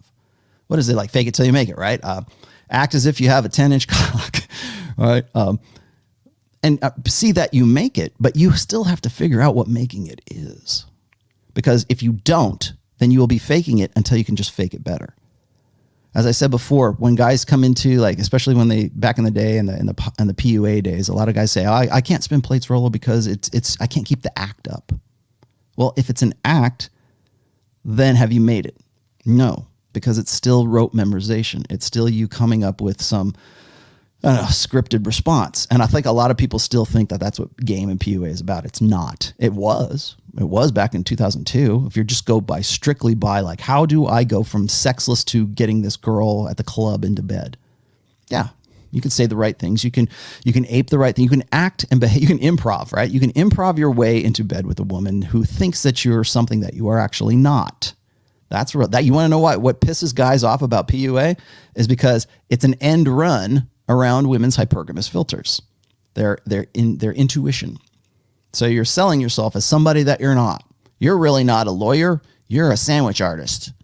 You're really not a surgeon. You're a barista. Okay, but I still got laid. Is that making it? Is that the goal? You LARPed. You LARPed as a surgeon. I did. What was the end result? Well, again, what's making it and what's not? Oh, Rollo, you have to game your wife. No, I don't, because I am the game. I have internalized the red pill awareness enough to make it my second nature, to make it my part of my personality. Let's just say that. But good question. Thank you for that. I was coming to that actually in my notes here. I suffered a big trauma thanks to Polly. Yeah, I bet you did. I got a yellow one here. Where did that go? There you are. Oh, wait, I got to put this one up here. I'm 67. 2 years ago, my son said, Dad, you should check out the red pill. Since then, I left my wife and now I live on a farm. Life is good. See? It's not always bad news here at the Rational Male. Irish Alpha. News from Ireland. Our pregnant minister for justice finished endorsing all female judges. Oh, great. pushing a curriculum to teach boys as young as 5 to respect girls, and a gender hate crime bill works. Yeah, bill works as one way. Works one way. Yeah, of course it does. They just passed the thing in the UK about that. You're going to see that all over the world, by the way. I'd be surprised if we don't have that before June in the United States. I saw that that article also, so spare me. You don't have to keep sending it to me. The one, I believe it was in Australia, about how I guess the schools there were forcing boys to sort of like admit their male guilt in crushing women and repressing women and their innate inherent misogyny because they're guys, because they were born male. I saw that. Yeah. Expect more. Expect more of that. Yes, E. Burton says, in your experience, how long on average does it take for a man to internalize a red pill and become more natural? I am in the process of reversing 30 years of blue pill conditioning. I may be obsessed with red pill books and material.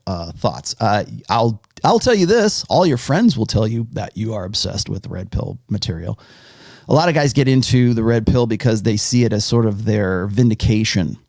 I hate that. I hate it when people like say, oh, here it is. I was right all along. And then why were you living that way? Why, if you saw it all along, then why were you living one way? And now suddenly you have this epiphany because you read my book or you watched a video or something like that. So I think that a lot of guys want to use the red pill as their,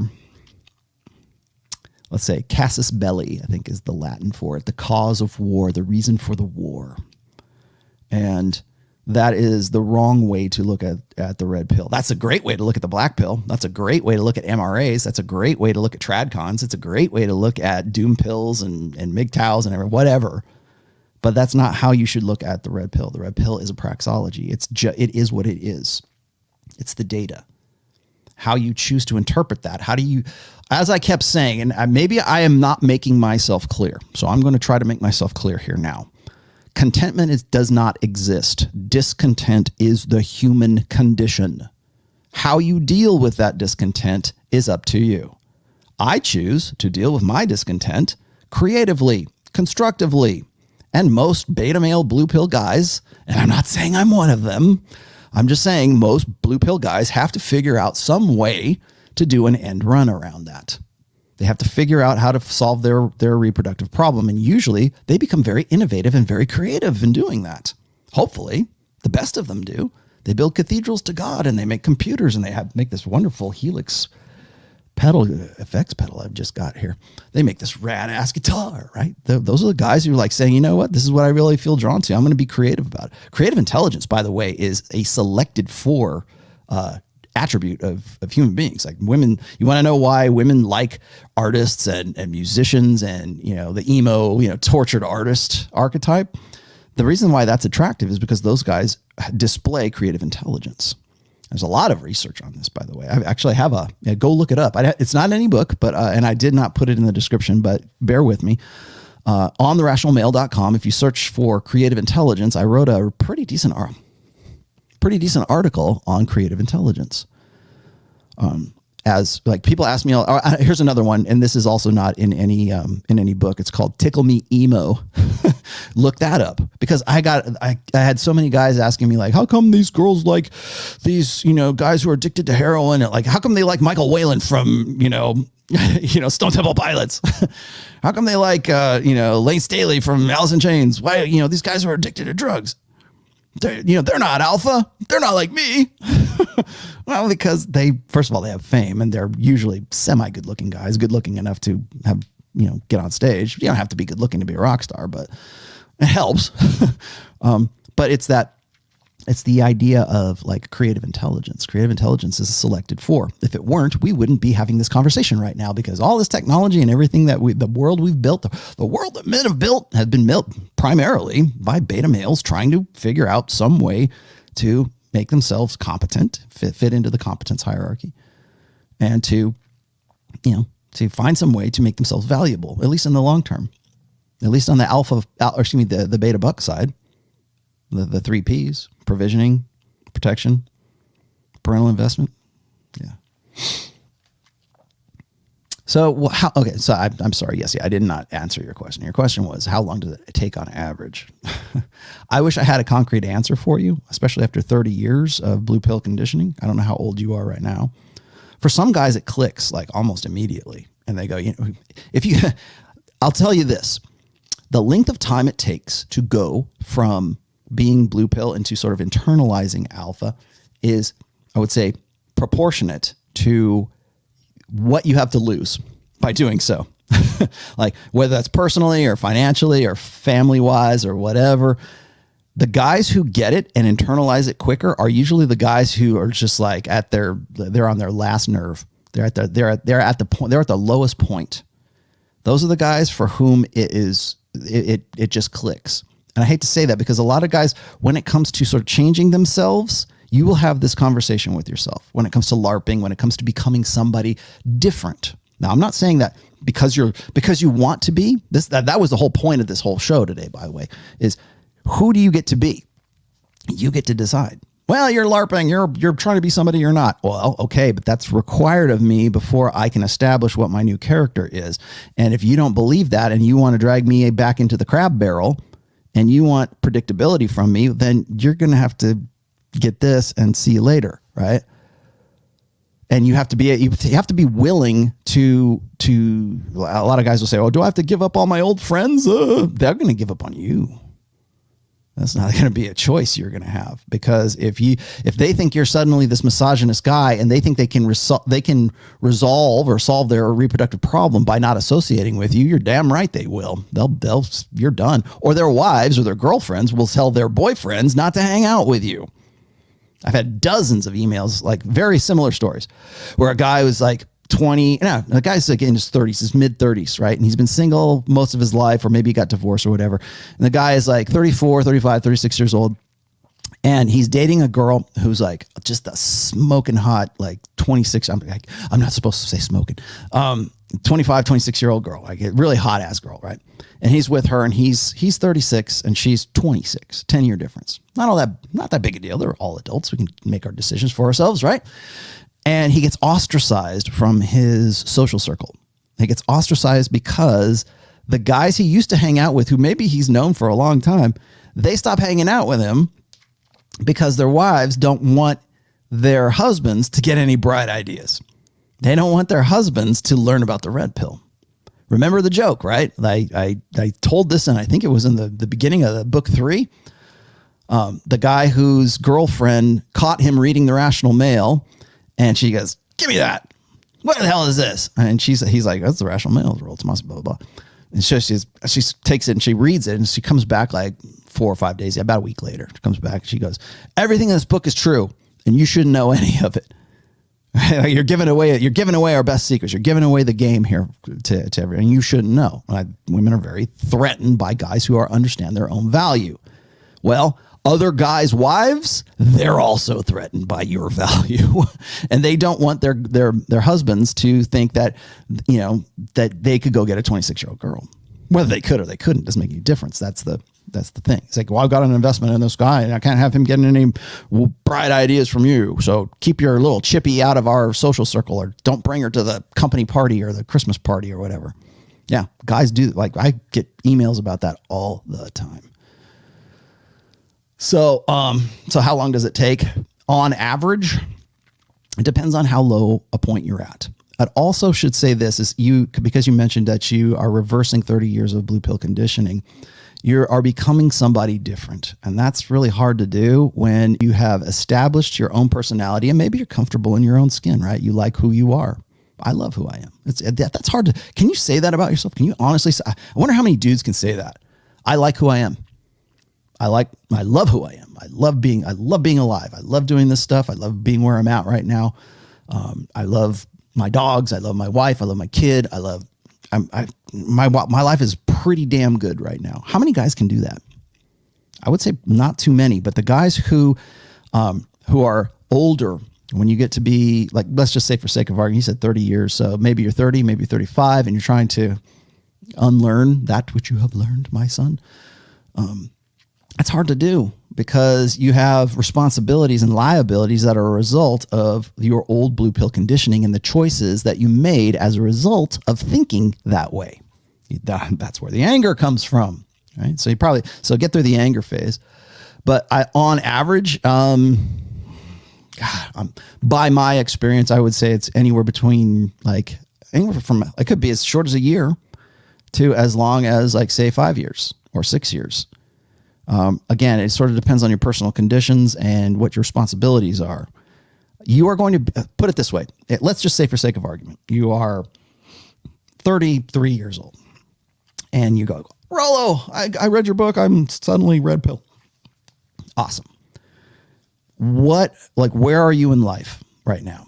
What is it that what can you do? What is expected of you? What is your responsibilities? Because according to those responsibilities, it's going to be easier or it's going to be harder for you to sort of internalize the red pill because it requires you to put that knowledge and put that awareness into practice. Now, the guy who is 33 years old and has zero responsibilities, he's going to go much faster than you at 33 if you've got 2 kids in tow and you're getting a divorce. Because that's going to limit your ability to put it into practice. So it kind of depends on where you are contextually. And I know that sounds like a schmaltzy answer, but it's true. So I don't know, maybe you're just this brilliant red pill savant and you just instantly internalize it and now it's your second nature. I don't think that's the way it's going to happen, but I will say that there are a lot of variables that kind of either accelerate it or they kind of retard it, to hold you back, buffers it. So keep that in mind. But that said, it's a process. You don't go from white belt to black belt overnight. If you do, you get your ass kicked. So remember, it is a process.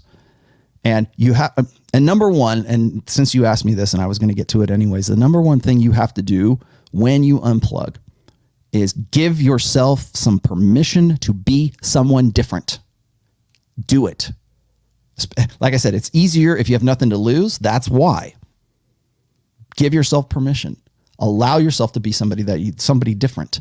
Hey, you're trying to be somebody you're not. Well, the people who are going to tell you that are the people who want to drag you back into the crab barrel. Who gets to decide who you are? You or your wife, your kids, your job, your parents? Who gets to decide who you are?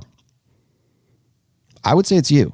And for most guys, when I get off on this whole tangent about mental point of origin, that's where it comes from. Because those people, those influences, it could be the media, right? Could be religion, could be your school, could be, I don't know, whoever's influential in your life.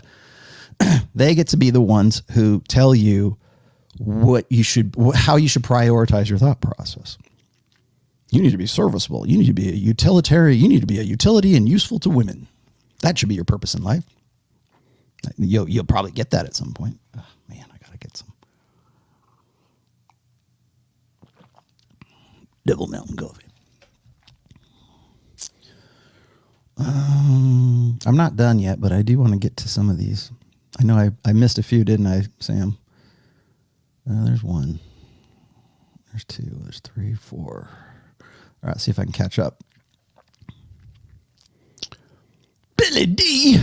Not Williams. One benefit of getting zeroed out is, as a man, you find who is in your tribe. Yes, you do. And who you can count on. Thanks for what you're doing. You are welcome, and I'm glad you saw that. The guys who are supportive of you, the guys who see what you're going through and what you're doing, those are your friends, right? The guys who, and it's not so much like blind trust or blind faith or whatever. It's just that, you will find, like, if you get zeroed out, you will definitely find out who, especially when it comes to guys. Like for women, when women get zeroed out, they have like multiple networks of support. That's one of the, you want to know why why is it that like male suicide is like 3.5 to 5 times higher than that of women? I think primarily is because women have these access to so many resources. And by resources, I mean like social networks. And I don't mean like social media per se, but like they've got a church that's behind them. They've got a family that's behind them. They have the sisterhood uber alles that's behind them. They have the women's shelter that's behind them. They have the therapists that'll give them pro bono therapy behind them. It's like, it is in a gynocentric social order. You want to know why the suicide rate is so much lower for women? That's why. So when you get zeroed out and your choices are to rebuild yourself and remake yourself at whatever age you happen to get zeroed out at, or you end yourself. How many guys are going to be there going, you know what? You should really rebuild yourself. I will be there. I'll be happy to, right? I've done so many essays about trying to encourage guys not to off themselves and that they should see the red pill as a paradigm that has a lot of opportunities in it. Tragically, most guys who off themselves, I would argue, now I don't have stats for this, but this is just me spitballing here. I would say that a lot of the guys, majority of the guys who kill themselves are blue pill. They're not red pill. They're not guys who had and I don't mean in terms of money wise. I mean thinking about women wise. I can't live without her. Like Anthony Bourdain, great example. Dude had everything. People just could not understand why he would. They come up with ideas, right? They could not understand why Anthony Bourdain would hang himself because he's blue pill. His beta mindset wasn't cured. It wasn't. He didn't kill the beta. He killed himself, unfortunately. And I think that I would attribute a lot of that. 3.5 to 5 times more likely to greater chances of suicide for men on that mentality. I'm not saying that it's a cure. It's going to keep you from killing yourself if you're red pill. Maybe you get despondent. I don't know. But I would say that suicide, the incidence of male suicide is far greater than a incel going rogue. The incidence of men putting a gun in their mouth for losing the love of their life. I can't live without her. That is way astronomically higher than the one guy who loses his shit and decides to go on a rampage because he's an incel and he didn't get laid. Guaranteed you. I don't even need stats to prove that. I will guarantee you that's the case. So when we talk about that, and I don't like to talk about that because you have to, but I don't enjoy it. But I would argue, and I'm not saying that, the red pill saves lives. Some guys will throw that out there. And yeah, it does. But the minute you do that, people in normies lose their shit. That's dangerous. And you know why they don't like that? Because it brings up uncomfortable truths. It's the truth forced upon them. But you are right. That is one of the benefits, is knowing who your friends are. Tough times, right? Tough times let you know who your friends are. Like Sam Bada. Sam Bada has always been my friend and always will be my friend. Arnold Cash says, in my early 20s, I found articles about Briffelt's Law. Yes, I've done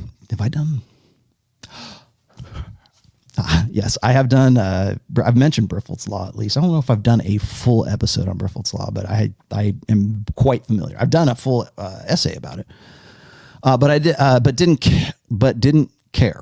I just wanted a girlfriend. I just want a girlfriend.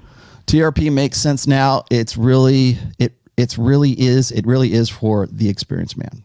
Thank you, Arnold. I appreciate that. Yeah, Briffelt's Law can be a source of self-flagellation, right? It can be a source of doom and gloom for yourself. And there's not necessarily, you still need to be, uncomfortable truths are still truths. How you respond to uncomfortable truths is really up to you. Right? You can say, "Oh, I'm doomed," or you can go, "You know what? That it is what it is, and here's how I'm going to get around it. I'm discontent because of this. I'm going to find a way to be creatively discontent." You can be destructively discontent, or you can be creatively discontent. I choose creatively, and I think everyone else should as well.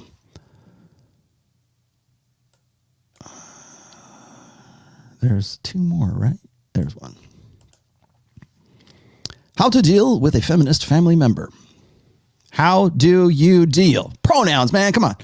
How do you deal with feminist family members, siblings, when you got to deal with them once a year during family reunions, a couple of torturous weeks? Well, guess what? You get to decide whether you want to deal with them or not, my friend Ishan Jain. So let's just, okay, I'm being facetious, but let's just say for sake of argument, you have to deal with, you're having to deal with them. Well, you can either do what most men do, which is You can go with it and just, because you're probably not going to convince them of anything. Or if you feel, do you feel that, I should ask this, do you feel that it is incumbent upon you as a red pill guy to educate every feminist woman in the error of her ways? Do you feel that way? I mean, whether it's at Thanksgiving or wherever, I don't know what they celebrate in Mumbai, but is it incumbent upon you as a red pill high value man, is it incumbent upon you to present the fallacies and the errors of feminism to women? And if so, why? What is the purpose of that?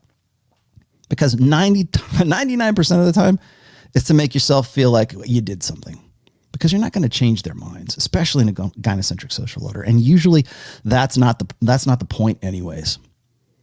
If you're going to do so, make it at the very least. If that's what you feel like, I'm going to tell you, let me tell you why women don't actually earn 77 cents on the dollar, right? Whatever, pay gap is usually the conversation. First of all, come correct, know what you're talking about. And second of all, realize that just even before you get into that conversation, you're not trying to convince her, you're educating the people who are within earshot. And hopefully it's men. Sir, Mr. Jason again. When you build something better and you become better, you're going to get hate. Yes, you are. Always. Like the guy who was talking about how his dad was like sort of like discouraging about his change. You're going to get that a lot. I got that a lot when I still get it today, obviously, as Rollo Tomassi, but I got it a lot when I was in my rock star 20s. Somebody will give me grief about that. I can remember being sort of this oversexed 22-year-old guy who like women like had genuine desire for, because they like the look and they like the image and they like the character that I was between like 21 and 24, somewhere around there. Like that was when people ask me about like my notch count, a lot of that notch count came between, 19, but let's say 21 and 24 years old. And that's because I figured it out. I finally figured out what worked for me. And as a result of that, when guys, especially guys who are less successful than you in the sexual market, and it's not that I was like this super badass alpha, it's just that I figured things out. I figured out what worked. I figured out how to have unlimited access to unlimited sex, relatively speaking. Okay.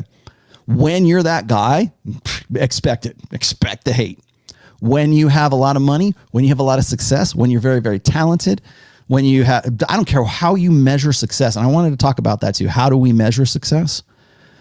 But if you meet that criteria for other guys and they see that, it's not so much jealousy or hate. It is a need. It's an innate, inherent need in guys to bring the alpha down, because if the beta male doesn't do so, however he figures that out, if he doesn't find some way to disqualify or diminish that guy in the sexual marketplace, he's going to outbreed the beta male. And in today's gynocentric social order, if you're that beta guy, you got your work cut out for you, man. So yeah, it's easy to just throw internet hate at people because they're successful, however you define that.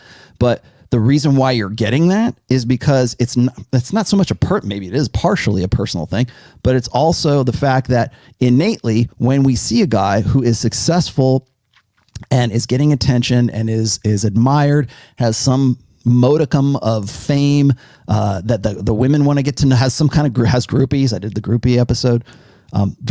Beta males will try to find some way to disqualify that. I'm gonna dox him. I'm gonna find out what he's really about. He's not really like that. He's LARPing.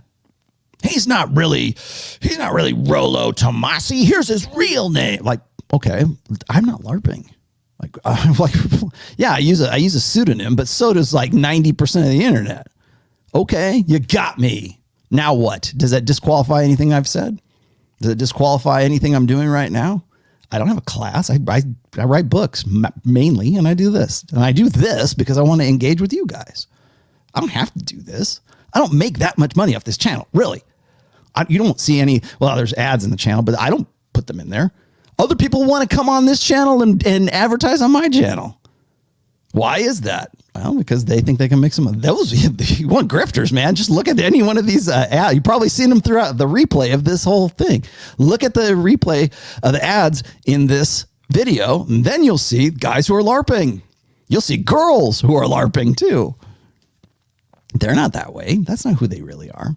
I worry about that too, by the way. I'm not concerned, no worry. I worry that guys in sort of the hustle economy, certainly in the manosphere, are starting to become their brands.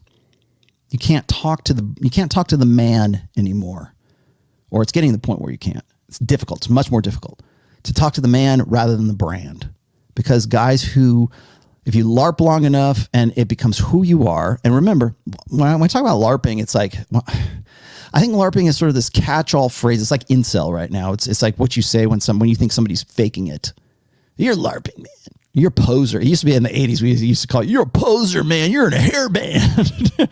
You're a poser. You're not really like that. That's not you. Stop being somebody you're not. Well, stop LARPing. Same thing. It's just the different word for a different time.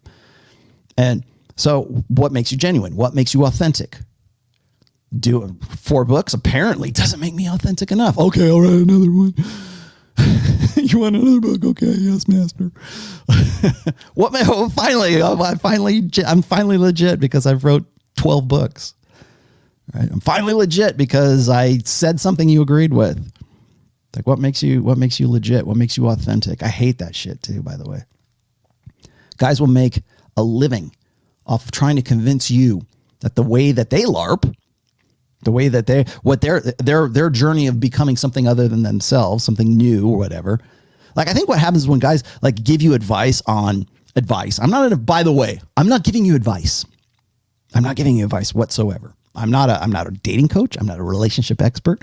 I just know red pill awareness. And I just work here, man. I just work here. I hold up a mirror. You have to want to look into it. Okay. So I don't give you advice. However, I know that there are guys who build a whole brand off of, like, I'm going to teach you genuine masculinity, art of manliness, apex manliness, the order of manliness. And it's usually by guys who are still trying to figure it out for themselves. Hey, well, the way my grandfather used to do masculinity, we're going to try that ourselves. And I wanted to ask you guys this because this is sort of on topic right now. I'm not trying to just do super chats here. But should we, as men, make things more difficult for ourselves? Should we go back to the woods? Every man should. What is it? What skills should every man know to be an authentic man? What should they know? We'll change a tire. Okay. Women know how to change tires too. Doesn't that make them men? Yeah. No, but that's something you should know how to do. How to tie a tie. How to do a full Windsor. Do you know how to do that? I bet you don't. How to shave with a straight razor. I'm still trying to figure that out at like 52 years old. So bear with me. I love the nice collectible straight razors, by the way. I really need to do if I'm going to endorse a product, it will be the, I forget the guy, has an Etsy. God damn it. I'm sorry. I forgot what it is. He's got you follow me on Twitter and I'll give it to you. But straight razors, right? What should you do? What makes you an authentic guy? What are those things? Because there's a whole industry that has, you need to be able to tie a sheep's shank or whatever. That'll make you, that'll make a real man, right? You need to be able to batten down the hatches. You need to be able to shoot a gun, right? Does that make you an authentic guy? There's guys who are still trying to figure that out, who want you to think that they already know it, while they're trying to figure it out on their own. Should we go back to learning to pitch a tent? And I mean that in the formal sense, not in the figurative sense. Should we go back to our rustic beginnings? Should we just go work the earth? And if you did, would you be LARPing? Would you be LARPing if you went back and said, you know what, I'm just going to go learn to, whittle wood. I'm going to get into woodworking. I'm going to learn to weld because that seems like what a man would do. Well, are you doing that because you have an actual purpose and you have an actual interest in that? Or are you doing that because you're LARPing being a man? Because a lot of guys don't know what real masculinity is. And I'm not even going to be the one that's going to say, I know what real masculinity is, because there's a chorus voices in the hustle economy telling you exactly that right now.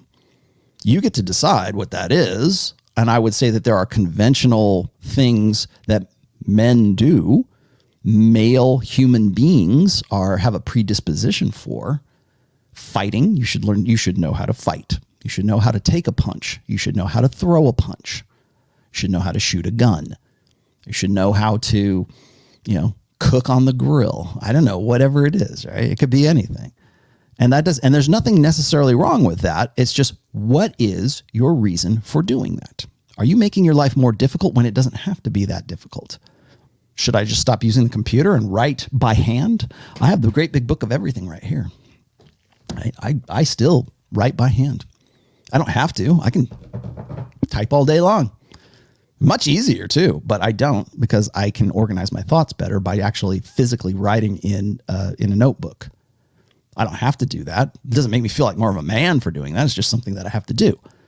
I feel like I have to do anyways. Or like I do a lot of drawing, which I do not share with you guys on here. I do a lot of drawing still. I do a lot of graphic design and stuff, which I occasionally share with you guys, usually in the form of a thumbnail.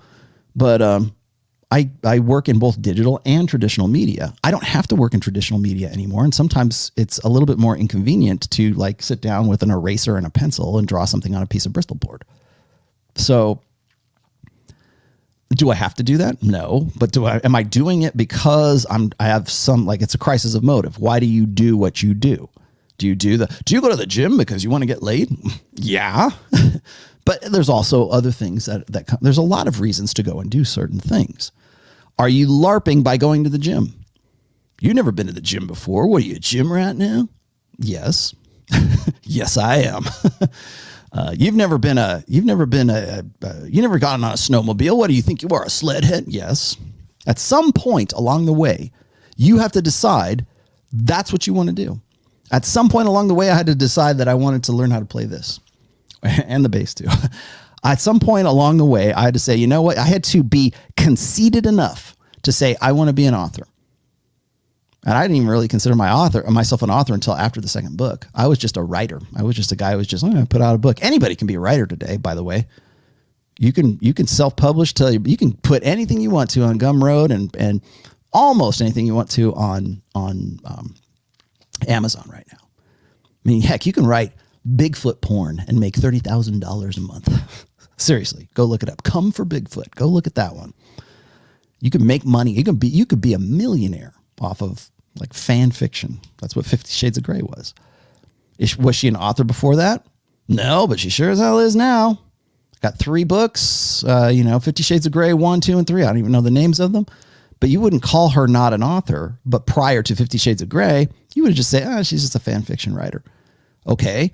Is she LARPing being an author? Right? Am I LARPing being a guitarist? I play guitar for almost 40 years now.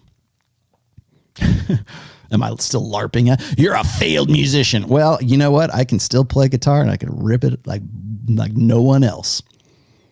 And you can't. So am I LARPing, or are you just, sour grapes? Right? Have you played in front of a crowd of about 30,000 people? Probably not, but it is what it is. So am I still LARPing? Am I still trying to be something I'm not? You get to decide what that is. You get to decide what authenticity is to you. And other people are going to decide whether or not you are really authentic about what it is that you say you are and what you're not, based on probably your skills, certainly what your body of work is, most likely. So what makes you an authentic guy? Be very, very careful of signing on to guys' programs that claim that they will make you a traditional man or traditional mass, and women too, by the way. Like women love this. A real man takes care of another man's baby. No, he doesn't. But in a gynocentric social order, that's what makes you a real man. It's supposed to, anyways. A real man doesn't care if his wife cheats on him. He goes back and tries to work it out anyway. I've seen dozens and dozens of tweets and dozens of forum posts that say some variation of that. Does that make you a real man? Because the gals on, the Tyra Banks show certainly think so. They want, in fact, women, I'm going to do an episode on Wednesday, by the way, about how women back each other up and how the sisterhood is sort of this cartel. And I know Ryan Stone has used that terminology before, but and I'll tell, and again, you want me to get analytical, I'm going to get analytical in that. Why is it that women, especially when it comes to issues of like optimizing hypergamy, are more than happy to lie for one another? I did a show with Pat Campbell a long time ago about like, why do women lie? Well, why do men lie? Why do women lie? Well, when women lie for other women, that's a different dynamic. And so I think I'm going to get into that on Wednesday. But thank you for this great, man, you got some good ones today, Sir Mr. Jason. Much appreciated, my friend. Thank you for following. Thank you for watching. Thank you for subscribing, assuming you do.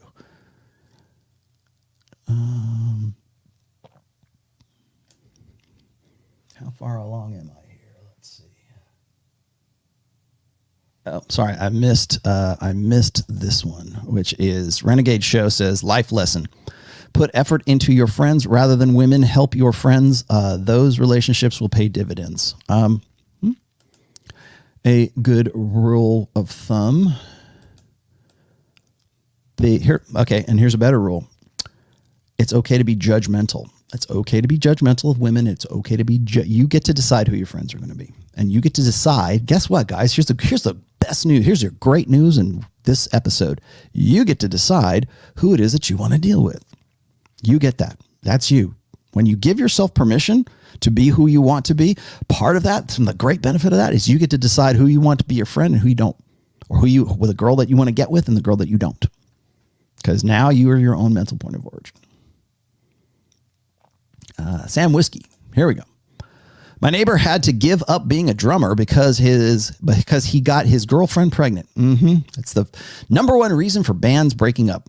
He cut his hair short and became a corporate man. Yeah. And you know what, Sam? His family probably said, oh, I'm so glad he finally met a girl who sort of shaped him up, because they want the crab back. The girlfriend was the crab that brought him back into the barrel. And all the other crabs down there go, bravo. I'm so glad you're down here with the rest of us crabs. I'm so glad you finally seen the light. Oh boy, I'm glad you have a girl, a gal that shaped you up, that made you into a man. I'm glad you finally found somebody that's good for you. Yeah. Good for you is you are who they want you to be, not who you want to be. That's the difference. You will notice, I will say this, you will notice that, and women hate this, but the most selfish sons of bitches that you'll borderline sociopaths, right?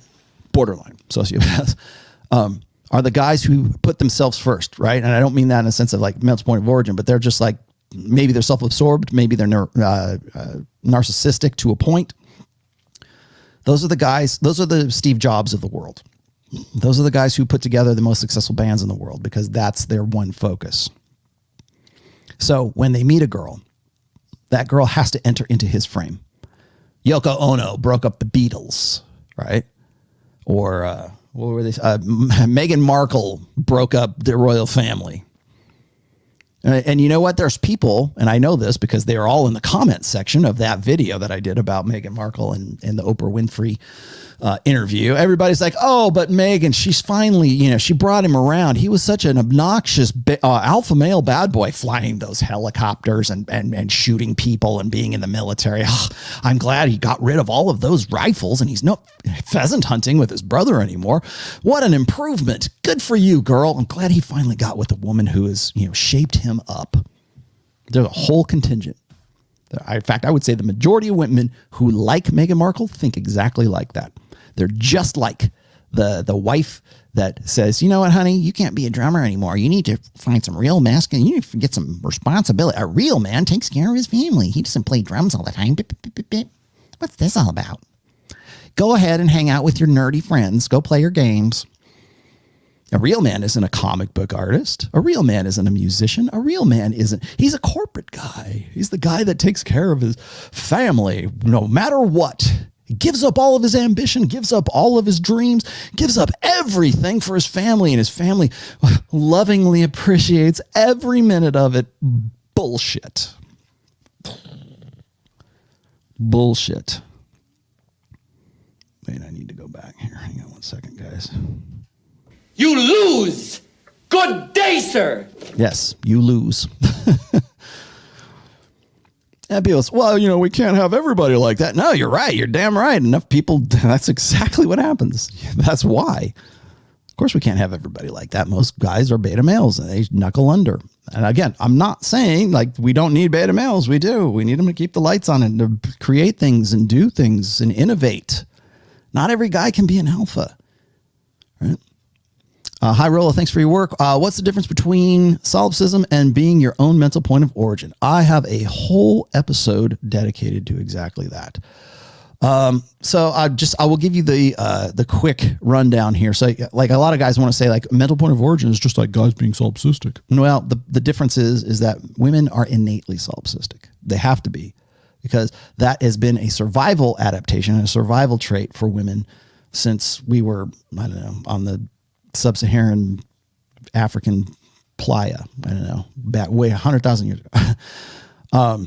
Solipsism is a feature, not a bug in women. And a lot of women, and a lot of guys think, oh, no, solipsism women, they just think about themselves. Yeah, in today, you know, here's another feature and not a bug. You want to eat sweets. You have a preference. Children have a natural preference for sweet foods. That is now a liability. We want fatty foods, and we have an obese generation. We have 80% of our population is overweight.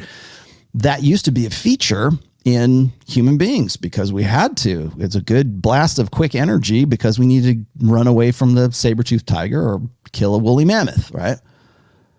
So it used to be, it's technically still a feature, right? The way we digest. Remember, I can remember, you know, it's funny. Sorry, side note here. I can remember when, not keto, but paleo. Paleo was a thing. And my sister-in-law, who's very, very religious, super, I mean, crazy religious, let's just say. She comes and she talks to my wife and she says, I'm doing paleo now. It's the caveman diet. It's the way the cavemen used to eat, right? Or Paleolithic men used to eat. And this is the way we're supposed to eat and we'll lose weight and blah, blah, blah, blah, blah. And it's like, you do realize that you're like talking about human evolution here, right? I didn't say this, but I'm like thinking this. Forget it. I just gave up. I thought that was kind of funny, but like the operative here is that what we sometimes think of as a disadvantage in today's environment, in today's context, in today's society, used to be a huge advantage back in the day, right? Like hunger. You know, wanting to eat, like when food was scarce, the way the way we process calories, anyways, this is from what I know, I'm not a nutritionist, but the way that we process calories and everything is as a result of our human evolution over the time, you know, because it was very efficient. That's what we needed. And now that food is abundant, more or less, we get fat asses all the time. So what do? We say, oh, it's not about sexuality and beauty is not about objective standards. It's a social construct. No, it's not. And the reason why you think that way is because you have to, because now food is abundant and everybody's fat as a house.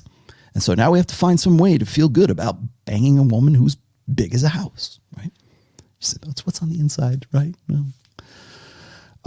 So what's the difference between solipsism and mental point of origin? Mental point of origin is something that I think is conditioned out of young men, certainly young men, but boys as well. It starts early in life, and it is part of blue pill conditioning that teaches boys to literally think different. You got to think about other people's feelings before you think about your own, right? We tell boys that. We don't tell girls that. In fact, for women, we tell them for young girls, we tell them exactly the opposite. You can be anything you want, girl. You go. The world is your oyster. Do it. You're the most important thing in the world. And suddenly she's 34 years old with 3 cats and a quart of Ben and Jerry's and wondering what happened, right? You know what's funny is I think guys, and maybe this is like our thinking process, but I think guys have an easier time accepting the red pill for guys or becoming red pill aware than women will ever have a tendency for insight, for like seeing what's going on really. I think that's one of the reasons like when you got Kevin Samuels, you got these other guys who are like sort of like putting women on blast or trying to explain to them Where you're at in life is the result of the choices that you made, and those choices were informed by a social order that made you think that the world was your oyster, right? That you go, girl. And it appealed to women's innate solipsism. And so as a result, now she still wonders why the social convention that says that she deserves a top shelf guy who makes, $500,000 a year, and she can't get that guy. And it's like, there's no cognitive dissonance whatsoever because you're bumping into women's innate solipsism. For men tend to be acculturated and socialized to be a utility, to be useful to women, to their families, men are always taught responsibility, always, even if they're the most irresponsible fuck you could imagine, their respectability is always based on the responsibility, at least in a gynocentric social order. How useful you are to the gynocentric social order is the basis of your respectability in that social order. So if you are useful, if you respect women and you hold them up and you wear the pink pussy hats and you go and do all that stuff, and you have a great job, you look like Jason Momoa, and you make $500,000 a year, and you're 6 foot tall, and you have 6-pack abs, that's still not enough. You still have to be an ally to the gynocentric social order. So, and the way that like I said before, money, looks, status does not cure beta. Only the red pill, only insight, only critical analysis, only being brought low, only getting zeroed out, only having crisis and trauma can bring you to that point. A lot of guys never get to that because if it ain't broke, don't fix it. I make $2 million a year. I guess I'm doing something right. I guess I'm the shit because I got all this money. Well, that's not going to change your mind about how you deal with women. I mean, maybe it will. Maybe you'll get obnoxious and self-centered and narcissistic, but most likely you're still going to be a beta male. Even when you think you're an alpha, you're still going to have those beta male tendencies. I get this all the time. Guys say, well, Rollo, isn't red pill synonymous with alpha? No, it's not. They're mutually exclusive. You can be a blue pill alpha easily. Yeah, you probably know them right now. They are the worst white knights you will ever want to meet. You probably know dozens of those guys right now. Blue pill alphas. Guys who are alpha and women love them and they can't get enough of them. And those guys are like, hey, leave her alone. And they have this, you need to respect women because they, at some level, they understand that they are supposed to be a utility to women. And obviously, there are guys who are very much red pill betas. They're all in the doom pill. They're all in the black pill communities. They are red pill and beta as fuck, and commiserate and grind their teeth. So what are you going to do? Those things are mutually exclusive. Mental point of origin is this. It is not the Tony Robbins. Think of yourself first. You're the most important thing in the world. Make yourself number one. No. Mental point of origin is, I think this is me, but I think that it is conditioning yourself, or it is part of internalizing the red pill to when you're faced with a tough decision. Usually a tough decision is any decision, but a tough decision is easier. When you're faced with a decision, that you are the first thing that comes into your mind when you're deciding how to go about making that decision or doing whatever it is that you want to do. Now, it's not just about decisions, but that's easier analysis analogy to explain this. So when you're faced with a tough decision, what jumps into your head first? Oh, how's my wife going to think about this? What's my mom going to think about this? What's my employer going to think about this? What's my church going to think about this? What's my whatever going to think about this? What's my, whatever. Usually it's women. Well, if I did that, I would, if I went to that college, I wouldn't be in as good a shape to meet the one if I go to this college. If I take that job in this state, well, that's Alaska, and I don't want to go up there because there's nothing but fatties up there, and I want to go live in Miami. Well, maybe that's true, but who comes into your brain first?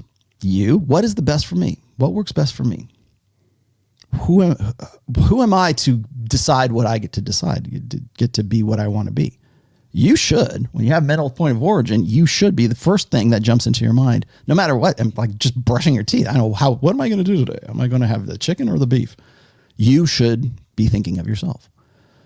And I know that sounds kind of basic, but for a lot of guys, it's subconsciously, they make decisions based on what they think will put them in a better position with their wife, with usually their wife or their girlfriend, or to get a theoretical prospective girlfriend.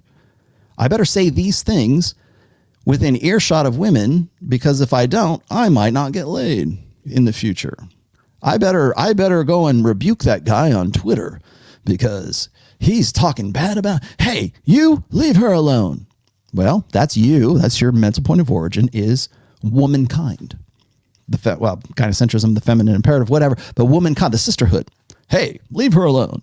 A real man doesn't say those things, those unflattering truths about women. You asshole, ROLLO TOMASSI. What are you, LARPing? When in fact, the first thing that jumps to their mind, of course, is defending Milady's honor, even if Milady is just the sisterhood. What else? I have a younger brother, 15. Oh, really? And want to red pill him in order to keep him from unnecessary blue pill suffering that I went through. Advice on how and when to do it. Here's your advice. Go pick up Positive Masculinity and read that. And actually, what I would suggest doing is this. For a guy that is 15 years old. Now, remember, teenagers are socialized in this global sexual marketplace way earlier than any other generation.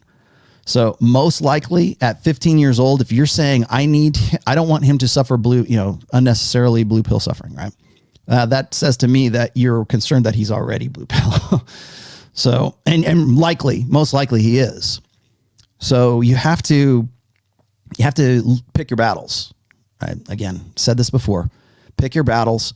Look for conversations that you can have with him. It's better to don't just hand him the Rational Male. Don't just hand him whatever book. Don't just say, hey, go follow these guys on YouTube. Don't do that.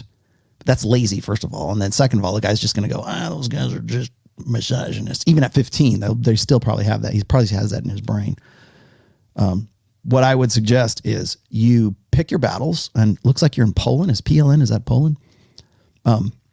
Pick your battles. Remember, he's also a part of sort of the global consortium, right? Or global sexual marketplace. So he's probably had his views influenced by a global gynocentric social order. So wait for issues to come up where you can sort of put your red pill lens and put it on him and say, what do you think about this? Look at what they're doing in Australia. They're telling these boys that they need to get on their knees and apologize for men's atrocities for women. Why do you think that is? Ask those. I know it sounds like Socratic method, and it is, but start that conversation and have that conversation. I'm just using that as an example. It could be anything in the news, but use something that is like I'm red pill aware. Let's put on the red pill lens, and we're going to look at this and we're going to talk about this. Conversations are, and particularly questions, are how you're going to be able to feel out where that guy is and how you can sort of mold that guy, but also get that guy to question what it is he believes about men and women. What is it that he believes that, well, this is the way it should be, equal partnership, 50-50. Okay. If that's where he's at, and I'm not saying he is, but if you meet a guy, I've met several that say, well, I believe in an equal partnership. Okay. Why? Why do you believe that?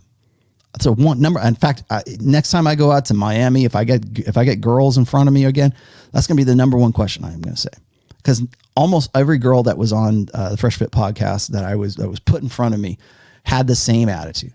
It should be 50-50. Where it should be equal partners, egalitarian. Okay, you can hear that till you're blue in the face, and you can say no, you're wrong till you're blue in the face. But what nobody asks is why. How did you come to that belief? Who taught you that? Why do you think that is the way it is? Are your parents like that? No, man, my dad was an asshole and he left the family. Okay, then why would you think that egalitarianism is the way to go? Why do you think that it shouldn't be a man? Like you're listening here to all these women who are saying they want a dominant, confident guy who makes 58% more than they do and are 6 feet tall and they have all these very, very high standards. Why on earth would you think that you should be their equal partner? And let them answer. Let them answer those questions. I think it works a whole lot better with guys than it does with women, because women have an investment in it, like a vested interest in the emotionalism that sustains those beliefs. So of course they're going, oh, you're beating me up. And again, that's when who hurt you? That's when you get to the point of diminishing returns. So it's not like, what's funny to me, and again, I'm sorry to do another aside here, but I get accused of, like I say, well, you're beating, like I said this, I said, you know what, you get to a point where it feels like you're beating up on children when you present women with irrefutable, incontrovertible empirical evidence as to why what they think is wrong. Wrong.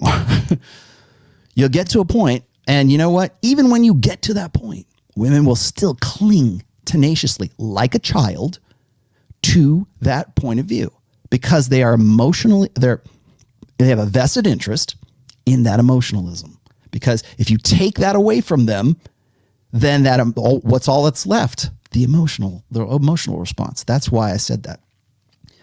I have heard this a million times, and let me explain to you so there's no confusion about this. I've heard a million times guys will say, well, women are like the most mature teenager in the house.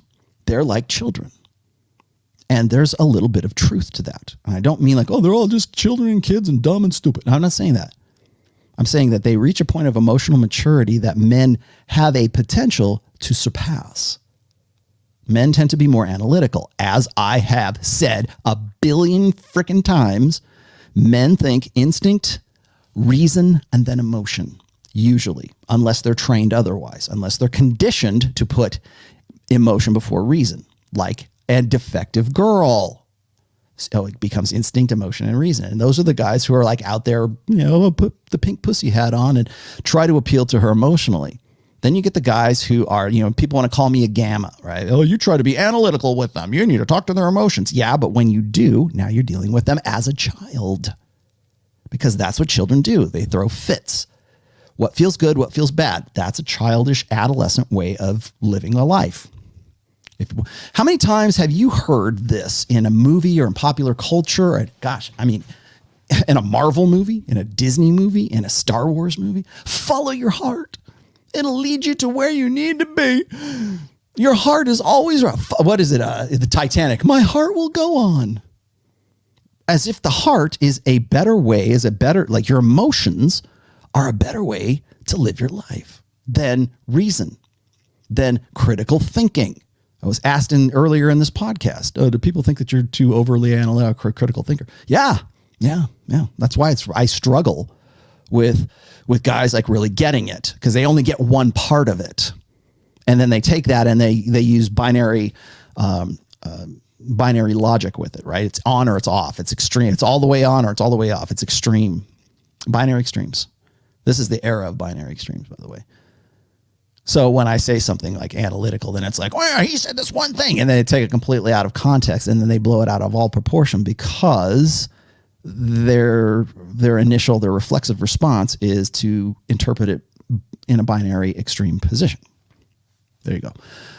But when it comes to dealing with women as children, like I've heard this, I should probably do a full episode on this, because men innately see women as children.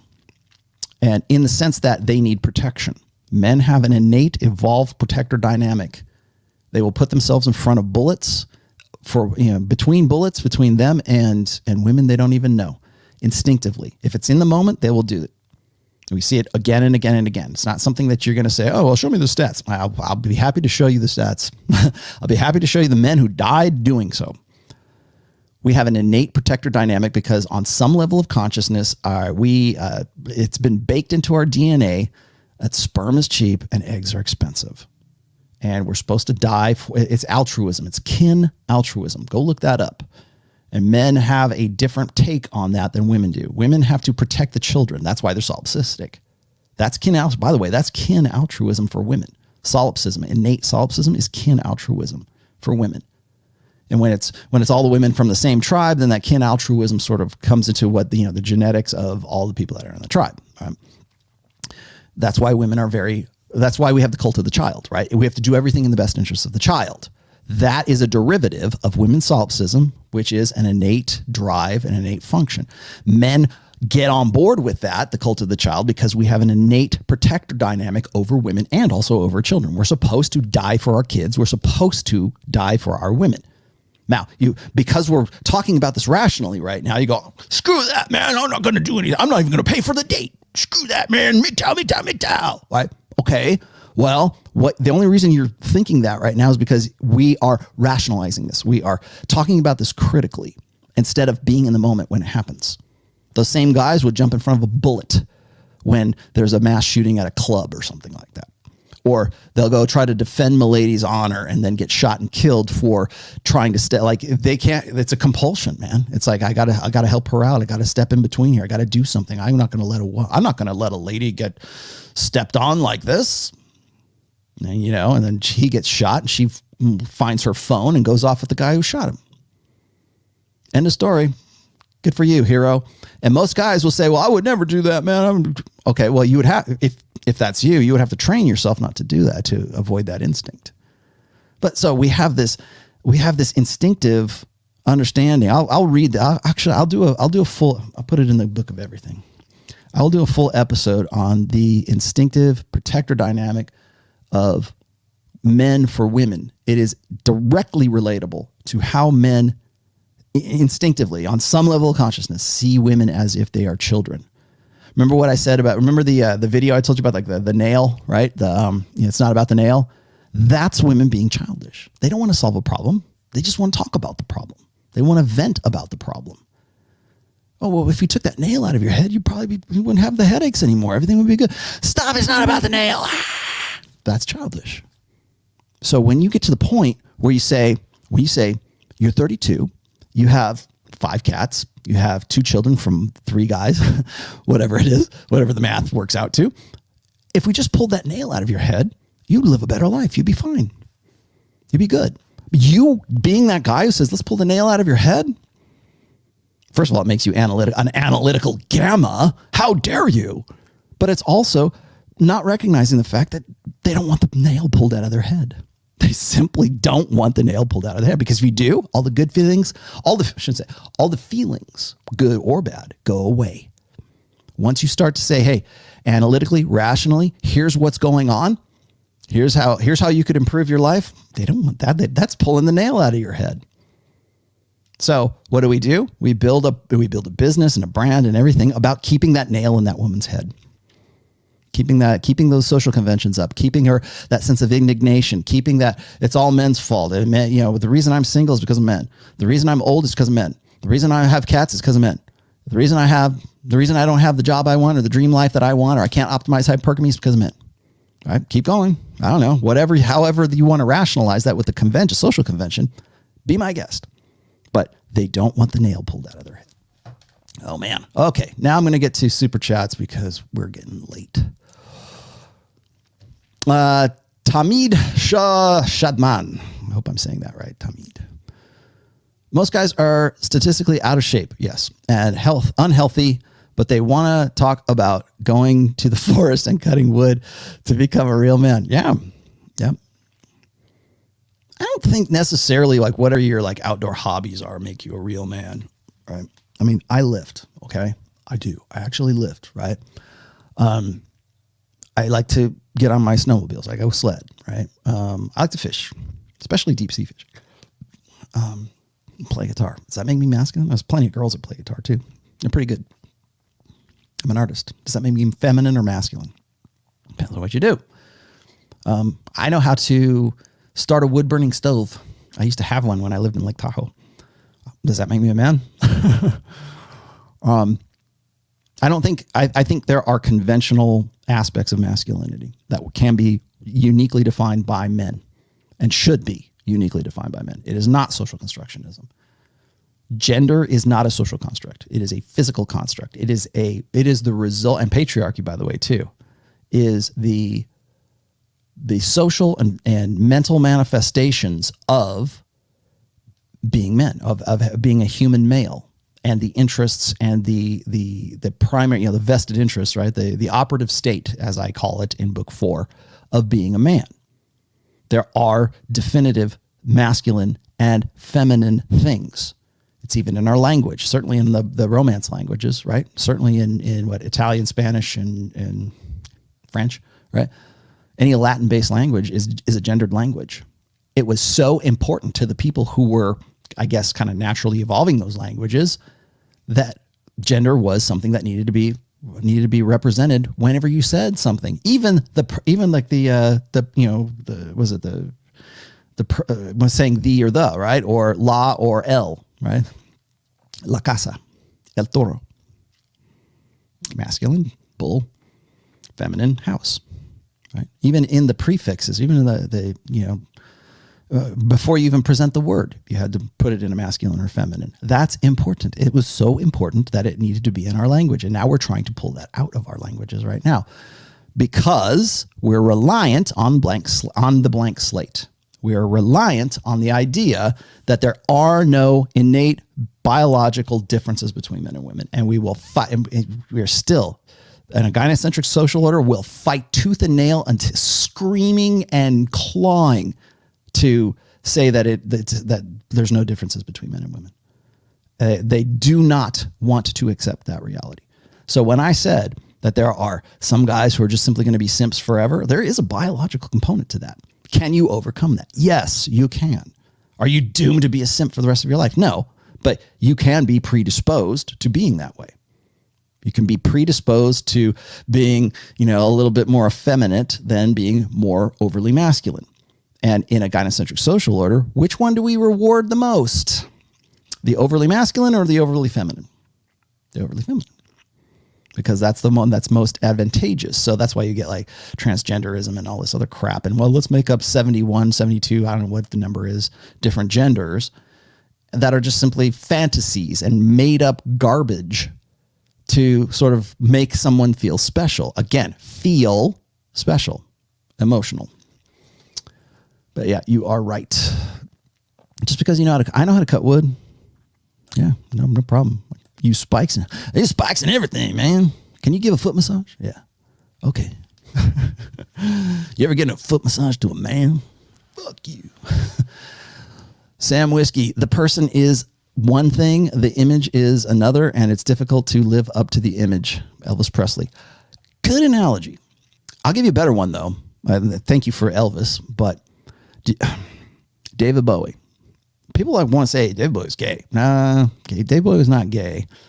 At least I don't know. I know he was interested in women, right? But he was certainly effeminate, let's just say.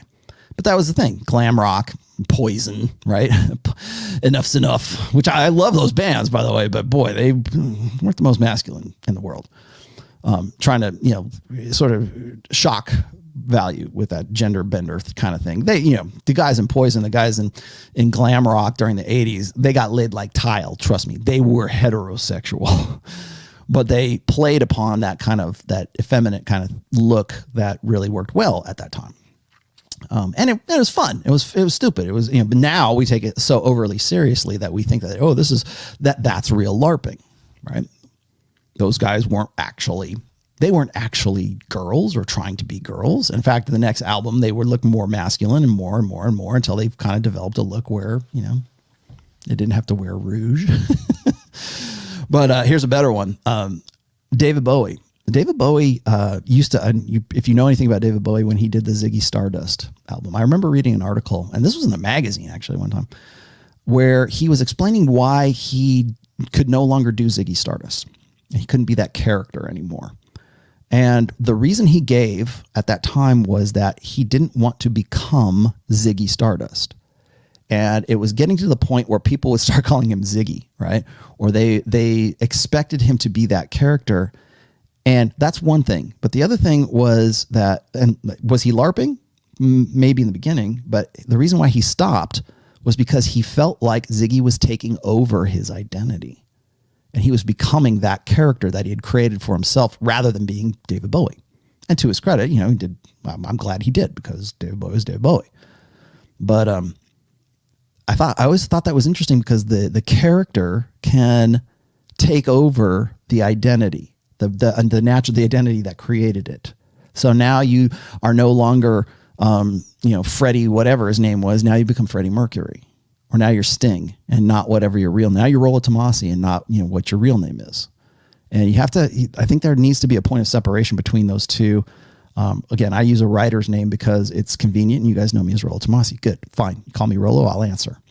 But there needs to be a distinction between the man and the brand, and I am having I'm concerned that certain individuals are becoming the brand, to the point where you can't talk to the man anymore. You're just talking to the brand. You're just talking to the character that guy built, because his livelihood and his future is dependent on being that character, on being Ziggy Stardust. So something to keep in mind.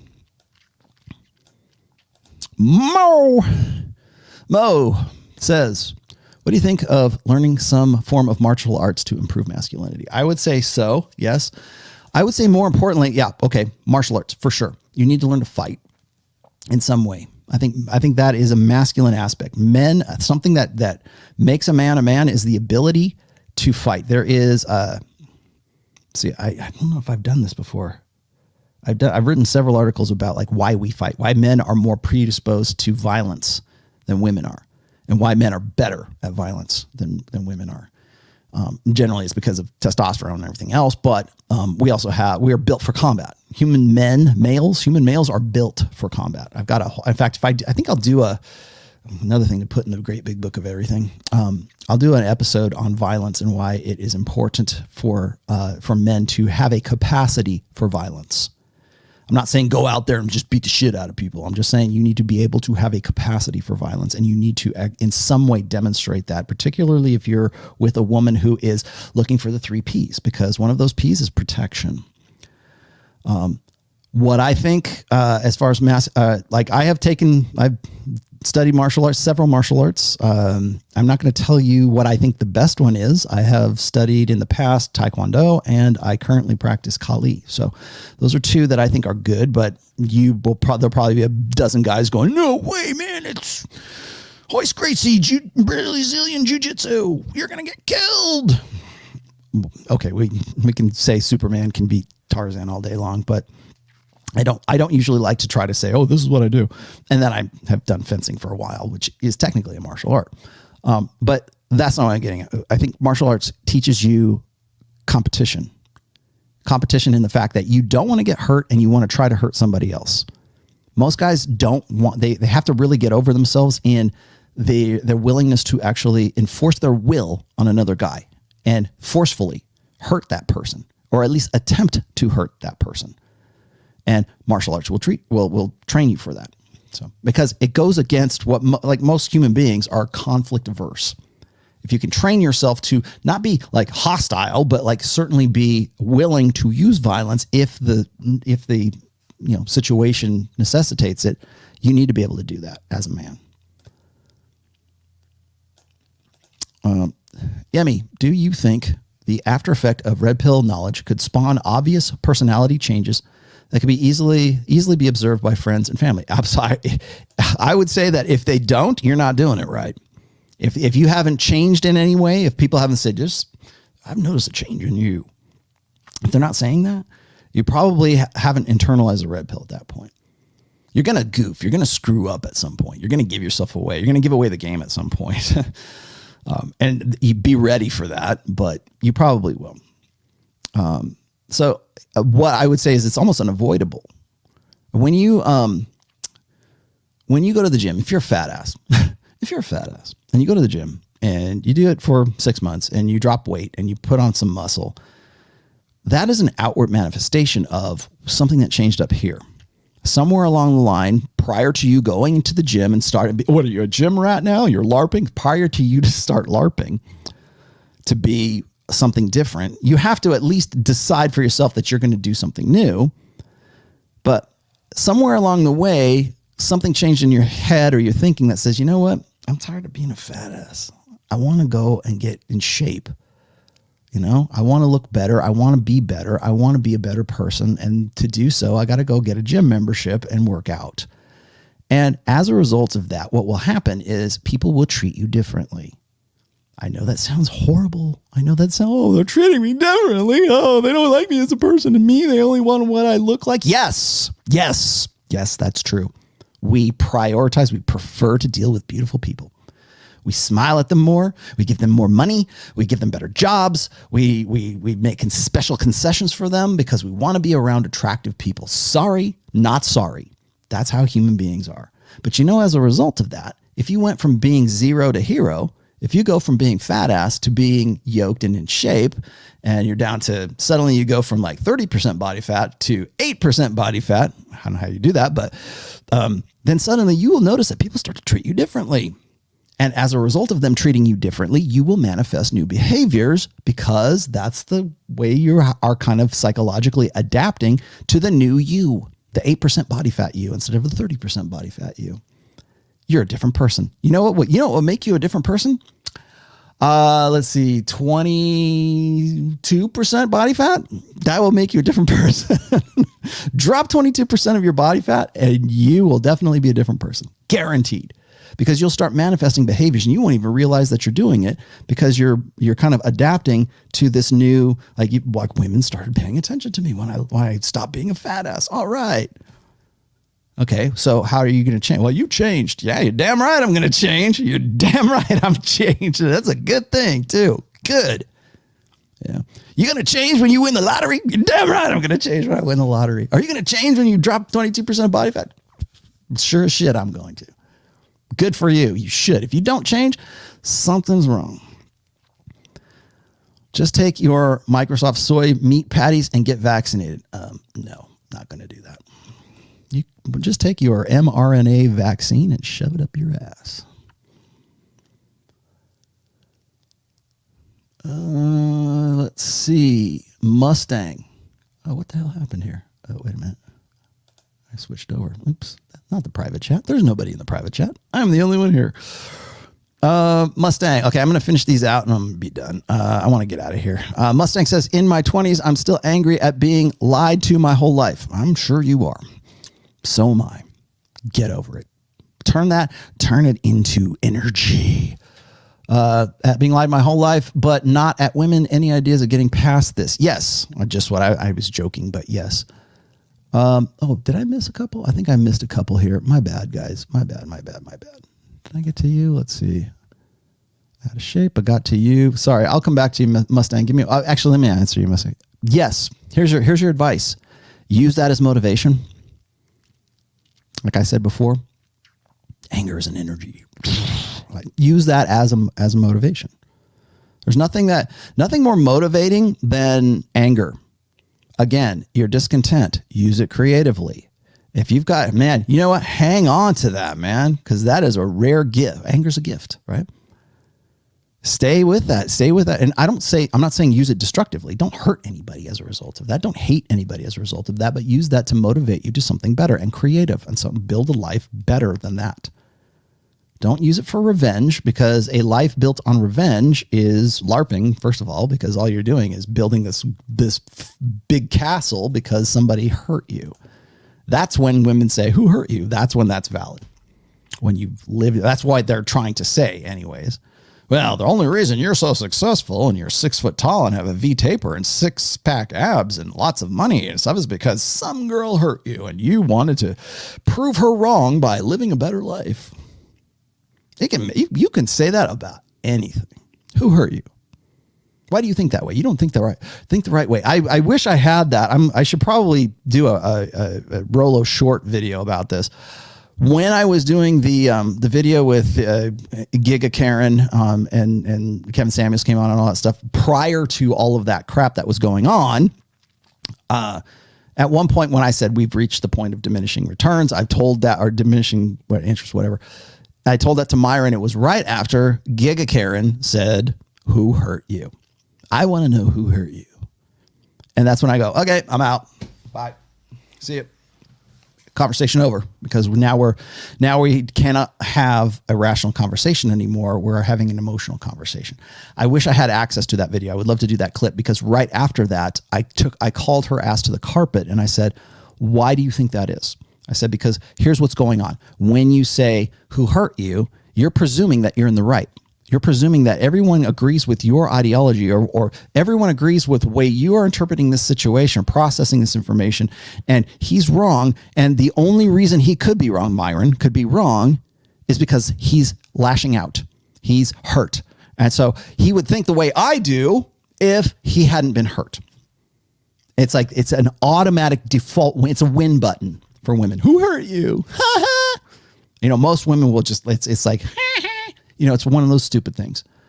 But and then of course I get accused of being overly analytical for like dissecting this, but it's true. Because when women default to that, first of all, it's an emotional appeal. Second of all, it presumes correctness. It presumes that I'm correct, and the only reason you think that way is because you're damaged. That's it. Boy, that's a win. What a brilliant freaking social convention that is. Who hurt you? Yeah, girls, somebody hurt Myron. Boy, man, I wish I had something like that. I really wish guys had some sort of like parallel to that. We don't, because we live in a gynocentric social order. So anyways, yeah, you'll get over it. But here's the best way to get over it is use that anger constructively. Anger is discontent. Sometimes that discontent is, I'm going to beat the shit out of you. And sometimes that discontent is, I'm going to build an empire. Do something creative with it. Use that to build something better for yourself. The end. Let me see. I talked to Mo. I talked to Sam Whiskey. Who else is here? Talked to Tomid. We got to you. Let's see. Irish Alpha says, Rollo, I see a lot of ruthless individualism and feminism. It just masquerades, spelt with a K. Is that the Gaelic version of masquerades? As being for the collective. Meghan Markle lobbying to get more women in power was just about getting her into power. Yeah, but Meghan Markle is a narcissist, and I would say a borderline personality disorder and a narcissist. Thank you, sir, Mr. Jason. That was cool. Thank you, brother. A free mechanics lifestyle. So I'm catching up with these. I can't put them on screen right now. Hey, Rollo, thanks for your great work. What do you think? If people at business want me to behave blue pill and criticize me, should I keep undercover and act blue pill just to rise in the company? All right. I'm going to refer you to 48 Laws of Power.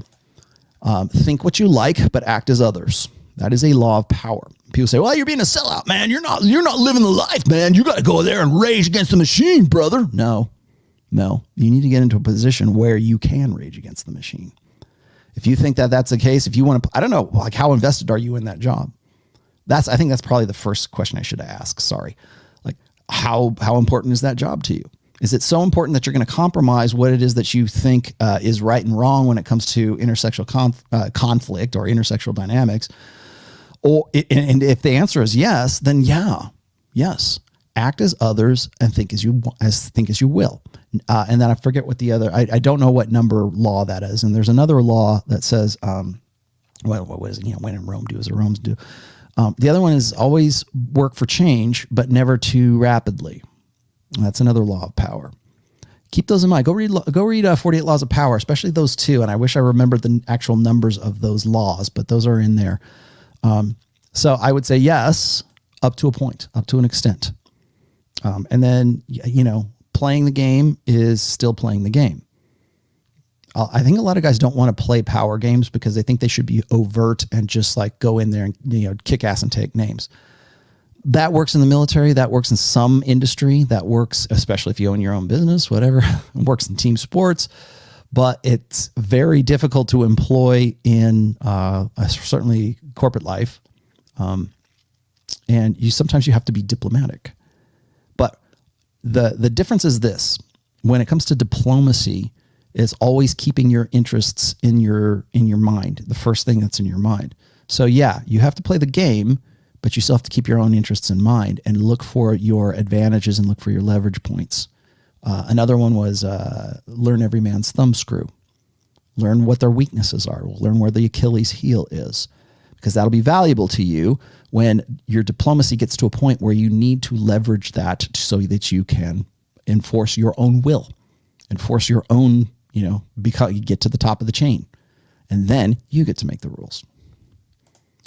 Let's see. I got to, is that Mustang? Yeah, that was, what was that? Okay. Got to you. I got to Mustang, and I got to this $50 one right here. Thank you, Chris Chapman, for your contribution. If you had plenty of money, retired 37, what would you do besides date, work, bucket list? Anything besides military for manly challenge responsibility? At 37, and you have lots of money and you're like, money's no object.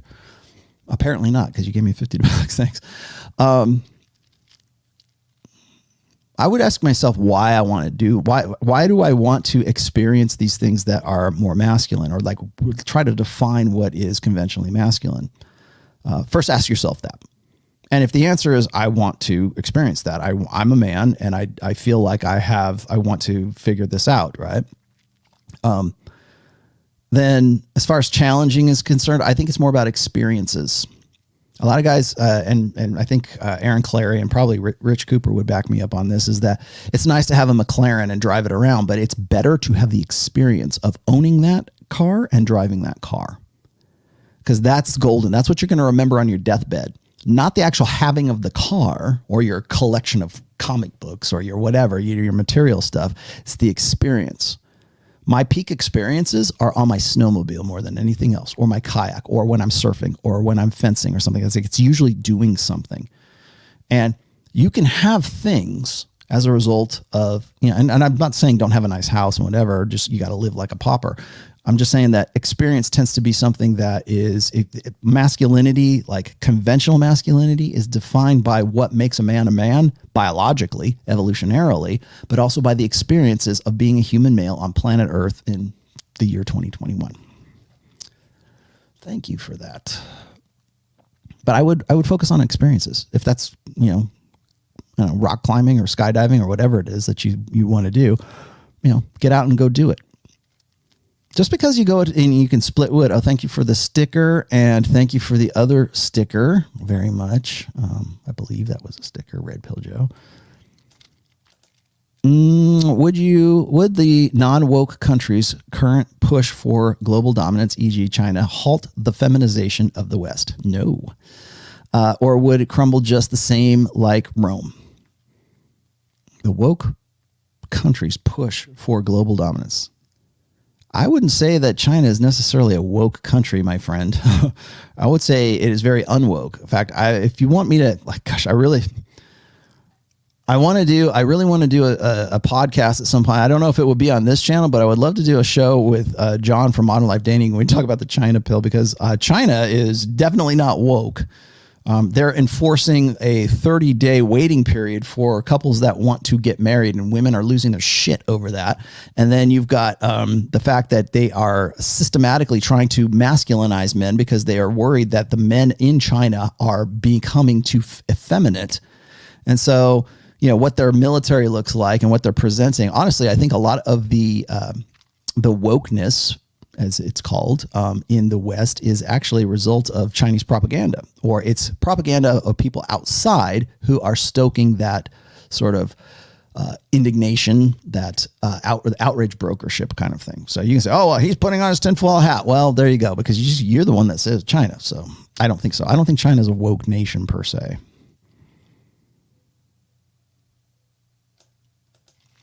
Mateo says, is it worth it to show up to a bar and try to game women with them in my mid-20s? Girls worth looking at have shitty attitudes. Well, what do you want, Mateo? What do you want? You get to decide. What do you want? You know the game. You know what women are about. You know what the sexual marketplace is like. You know what you have to do to succeed in it, even. At 20, I would say you're probably in a pretty good position to do that. You're red pill aware, clearly, if you're watching this. So you have advantages that certainly 80%, maybe 90% of guys in that sexual marketplace are still oblivious to. So I would say, yeah, sure. Don't spin plates. Don't get a girlfriend. Don't fall in love. Don't catch feelings for the one. Don't consider a girlfriend. Don't consider monogamy until the next 10 years. You're 20. So when you're 30, learn. You got to get in there and you got to get into the freaking, if that's what you want. I don't know what you want. You can decide for yourself what you want. What are you looking for? Are you looking for a mate? You're 20 years old and I don't know what I guess, Sepulveda. So it sounds like you are Hispanic. Okay. So what does Mateo want from Mateo? Do you want to get in there? Oh, they're all bitches and whores and tricks and hoes. Okay. Well, you know that. What do you want? What do you want to do? What's your idea? What's the best case scenario that you can think of right now? Fucking I'm out. Okay, well, that's the best case scenario. I guess you made your choice. Yeah, that's your prescription. MGTOW, TradCon, MRA, Doom pill, black pill, this pill, God pill, purple pill, that whatever. All of those are prescriptions.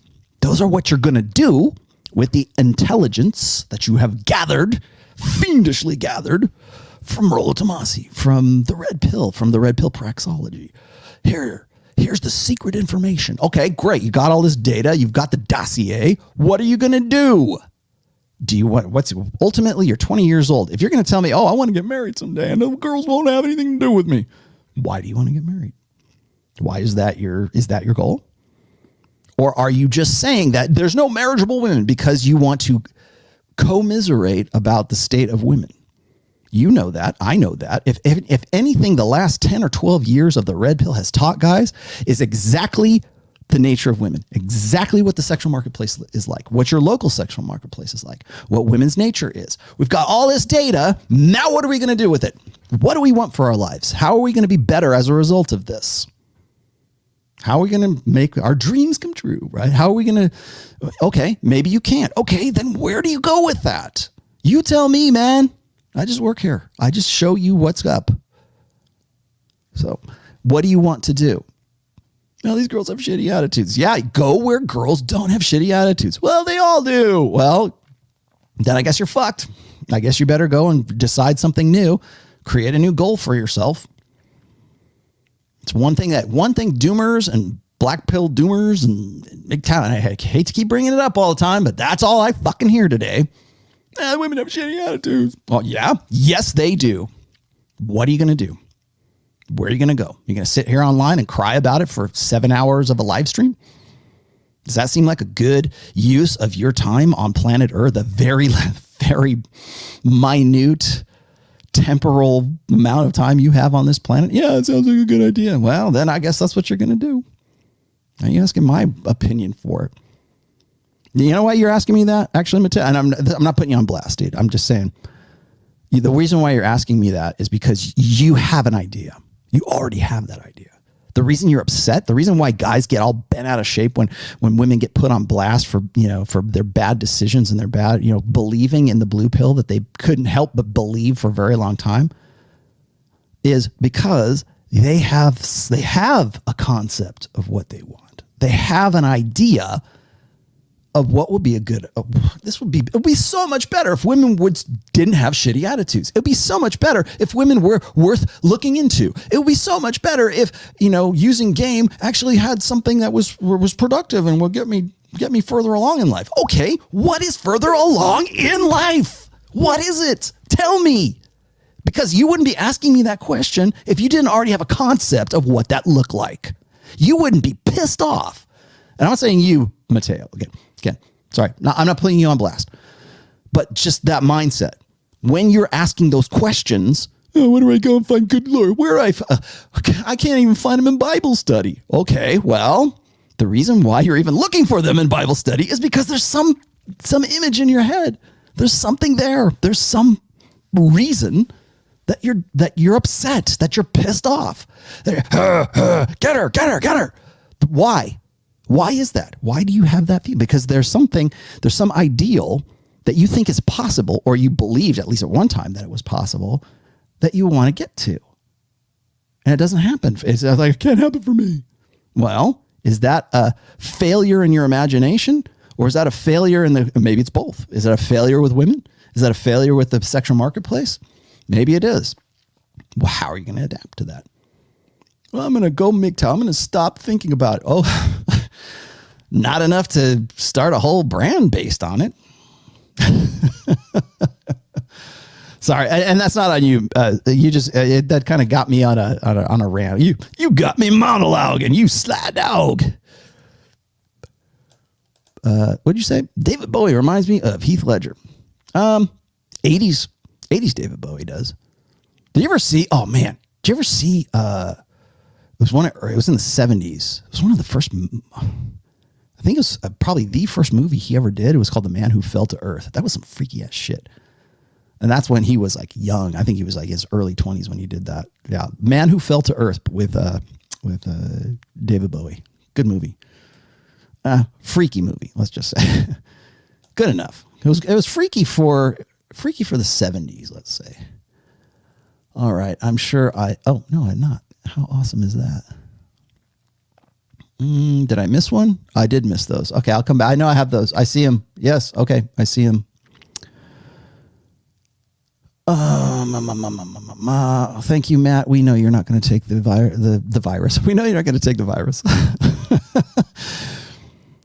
Good man. Okay, fine. Thank you. We know. Good for you.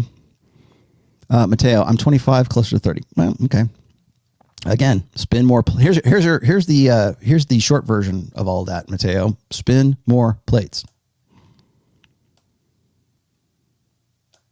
Okay, that was that. Oh, I missed these ones. Did I get this one? Oh, Ian S says, wish I'd known why more red pill guys lean right. We had this conversation one time on a very old podcast I used to be a part of. That shall go nameless. That shall go defunct very soon. And we talked about that. Do guys who are red pill, do they lean more to the right? I don't think it's a left or a right thing. I think it's more like an empiricism versus a belief thing. So you can be a believer and be like sort of have this sort of magical thinking, and emotion informs your decisions, or you can have empiricism inform your decisions. Does that mean that conservative guys are immune to emotion? No, absolutely not. Does that mean conservative guys think more rationally than liberal guys? Not necessarily. I can see why people would think that, but I don't think that it is I don't think that red pill or blue pill is necessarily left or right. I think it's been associated with right-wing stuff, but it's right-wing right up until somebody says, Rollo's a pickup artist. Don't listen to him. He hates marriage, even though I've been married for almost 25 years. I can't fucking win, by the way. I can't win because I am either married for 25 years and he doesn't know what he's talking about. Don't listen to him. He's not in the game. He doesn't have any skin in the game. Well, you don't know anything about my background. Second of all, you don't know what I do for work, my real job for work. And then third of all, it's like, I can't win because then the guys that's sort of like the guys who think I'm a dating coach or a pickup artist or something. I'm not. I've never been. You will never find me being. I'm not going to be your coach. In fact, I resist I don't even like the term coach, life coach or otherwise. I'm not a relationship expert. I just understand red pill awareness, man. Again, you do with that whatever the hell you want to do with it. I just work here. I need a coffee cup that just says, I just work. That's what I'm going to do. And my first merch is going to be, I just work here. That's what it's going to be. Did I get this? Oh, I didn't do this here. Devil Mountain Coffee. Today's episode sponsored by Devil Mountain Coffee. But yeah, so either I'm too much of a pickup artist because I say spin more plates, right? Or, I I'm still on the, I'll say, like, was it Iron Rule Tomasi number 3, right? Any woman that makes you wait for sex, the sex is never worth the wait. Oh, I can't believe it. He's a pickle. He's a degenerate. And then because I'm married, then I got black pill doomers going, he's a degenerate. He doesn't know what he's talking about. He's been married for 25 years. I can't win. I cannot win on either side. So I just don't even give a rat's ass anymore. I don't think it's a conservative. The red pill praxeology is not left wing or right wing. It is. Okay. It's like hypergamy. It's not bad. It's not good. It is. That's what it is. How you decide it's good or bad as to how, or left wing or right wing, as to how you accept it and how you put it into practice. That's what makes it. What is it like? There's no good or evil. There is only knowledge and ignorance. But how you use that? Are you going to use that intelligence? Right. Let's see. What else do I got here? Okay, Mateo, I got to you. This is the part of the show where Rollo loses his voice. David Bowie reminds me of Heath Ledger. We talked about that. We talked about that already. I'll get me some biscuits and gravy. I think I'll have some French fried taters. Actually, I think I'm going to grill some chicken today. It's a nice day out. It's close to 70 degrees here, which is weird for even late or mid-spring, I guess. Or no, early spring.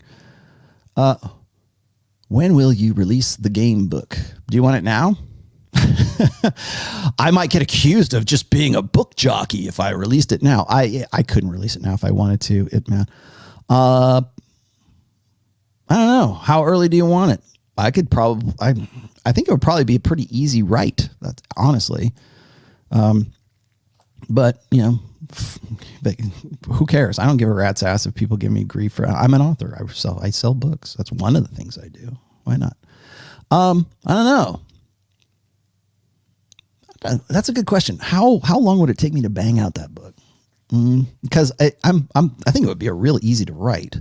Certainly much easier to write than religion, which is all sources cited, and it is the most comprehensive, most intense book I've ever written in my life.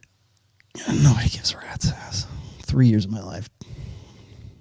Enjoy. There's some really good shit. It's a great. Here it is right here. There. That's it. Go get it. It's in the description. It's the first link in the description. Please, you will enjoy it. It's not just about religion too, by the way. Let's see. What else do I have here?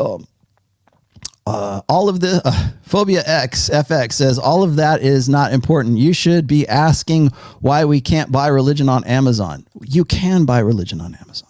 It's there. Go get it. You can buy religion on Amazon. Seriously. It's there. I even had them relink it too. They were actually pretty cool about it. I actually talked to people. Okay. Show's done. I actually talked to a live human being about relinking my books together, and they did. Amazon sells religion. You can go find it. Go here. Do this now. Click on the description. Click on that link. And right there. Wait. Right there. Click on that link. You'll see. You can get it. You can, and they actually finally removed those. I think the reason that it was not linked was because I had put it as the fourth part of an existing series, and that screwed things up for some reason. I don't know why. So I just had them delete the old series because I don't really care about the series anyways. I just did it as convenience for you guys. But now it's linked back together, and it is available. It's 400 pages. And my good friend Sam Bada is doing the read for it for the Audible right now, and he assures me it will be ready to go by March 31st. Right, Sam? Right, Sam? He's on it right now. He's doing the audio. The Audible is in the works. I don't know how far along he is. I'll let Sam sort of tell you guys where he's at with that. I don't mean to put you on the spot, Sam, but I'm putting you on the spot. So that should be out very soon. I am going to do a midweek show. That'll be the Wednesday show. I will probably do about a 30 to 45 minute show, solo, myself again, I got some pretty decent subjects here in the Great Big Book of Everything. If there is something that you think I need to cover, I will be happy to hear about it. I generally don't do request shows. Certainly not for this show, but sometimes I'm willing to entertain suggestions for the pre-recorded shows because it seems like that's what people want to hear about. So I'm good with that. And yes, you will very much love religion. Please do. Yeah, please pick it up. I think it's a really good book. Thank you for saying that. There you go. Thank you for giving a rat's ass. Maxwell. I think a lot of people see it says, oh, rational male religion. What's this all about? It's not anti-religion. I did a whole show on this when I released the book, by the way. It's not anti-religion at all. Matter of fact, it's the first thing I cover in the introduction of, even the foreword of the book. It's not meant to convert you to any particular religion. It's not meant to shit on your religion, and no matter what it is. I don't care if you're a Christian or Islam, or I talk about Islam, I talk about Judaism, I talk about Krishnaism, I talk about Hinduism, I talk about Sikhism. Is that a word? Sikhs. I talk about Baha'i faith. It's not meant to shit on religion, and it's not meant to shit on atheism. It's to give you some things to think about. Wow, imagine that from Rollo Tomassi. You're actually going to use your critical thinking faculties, right? There you go. And it will give you something to think about, and I think it's a great book. I put a lot into it. I put 3 years of my life into this book. So I put 3 years of my life into this book, and the game book that I'm probably going to get out, I hope by August. It would be great if I did get it by August or September.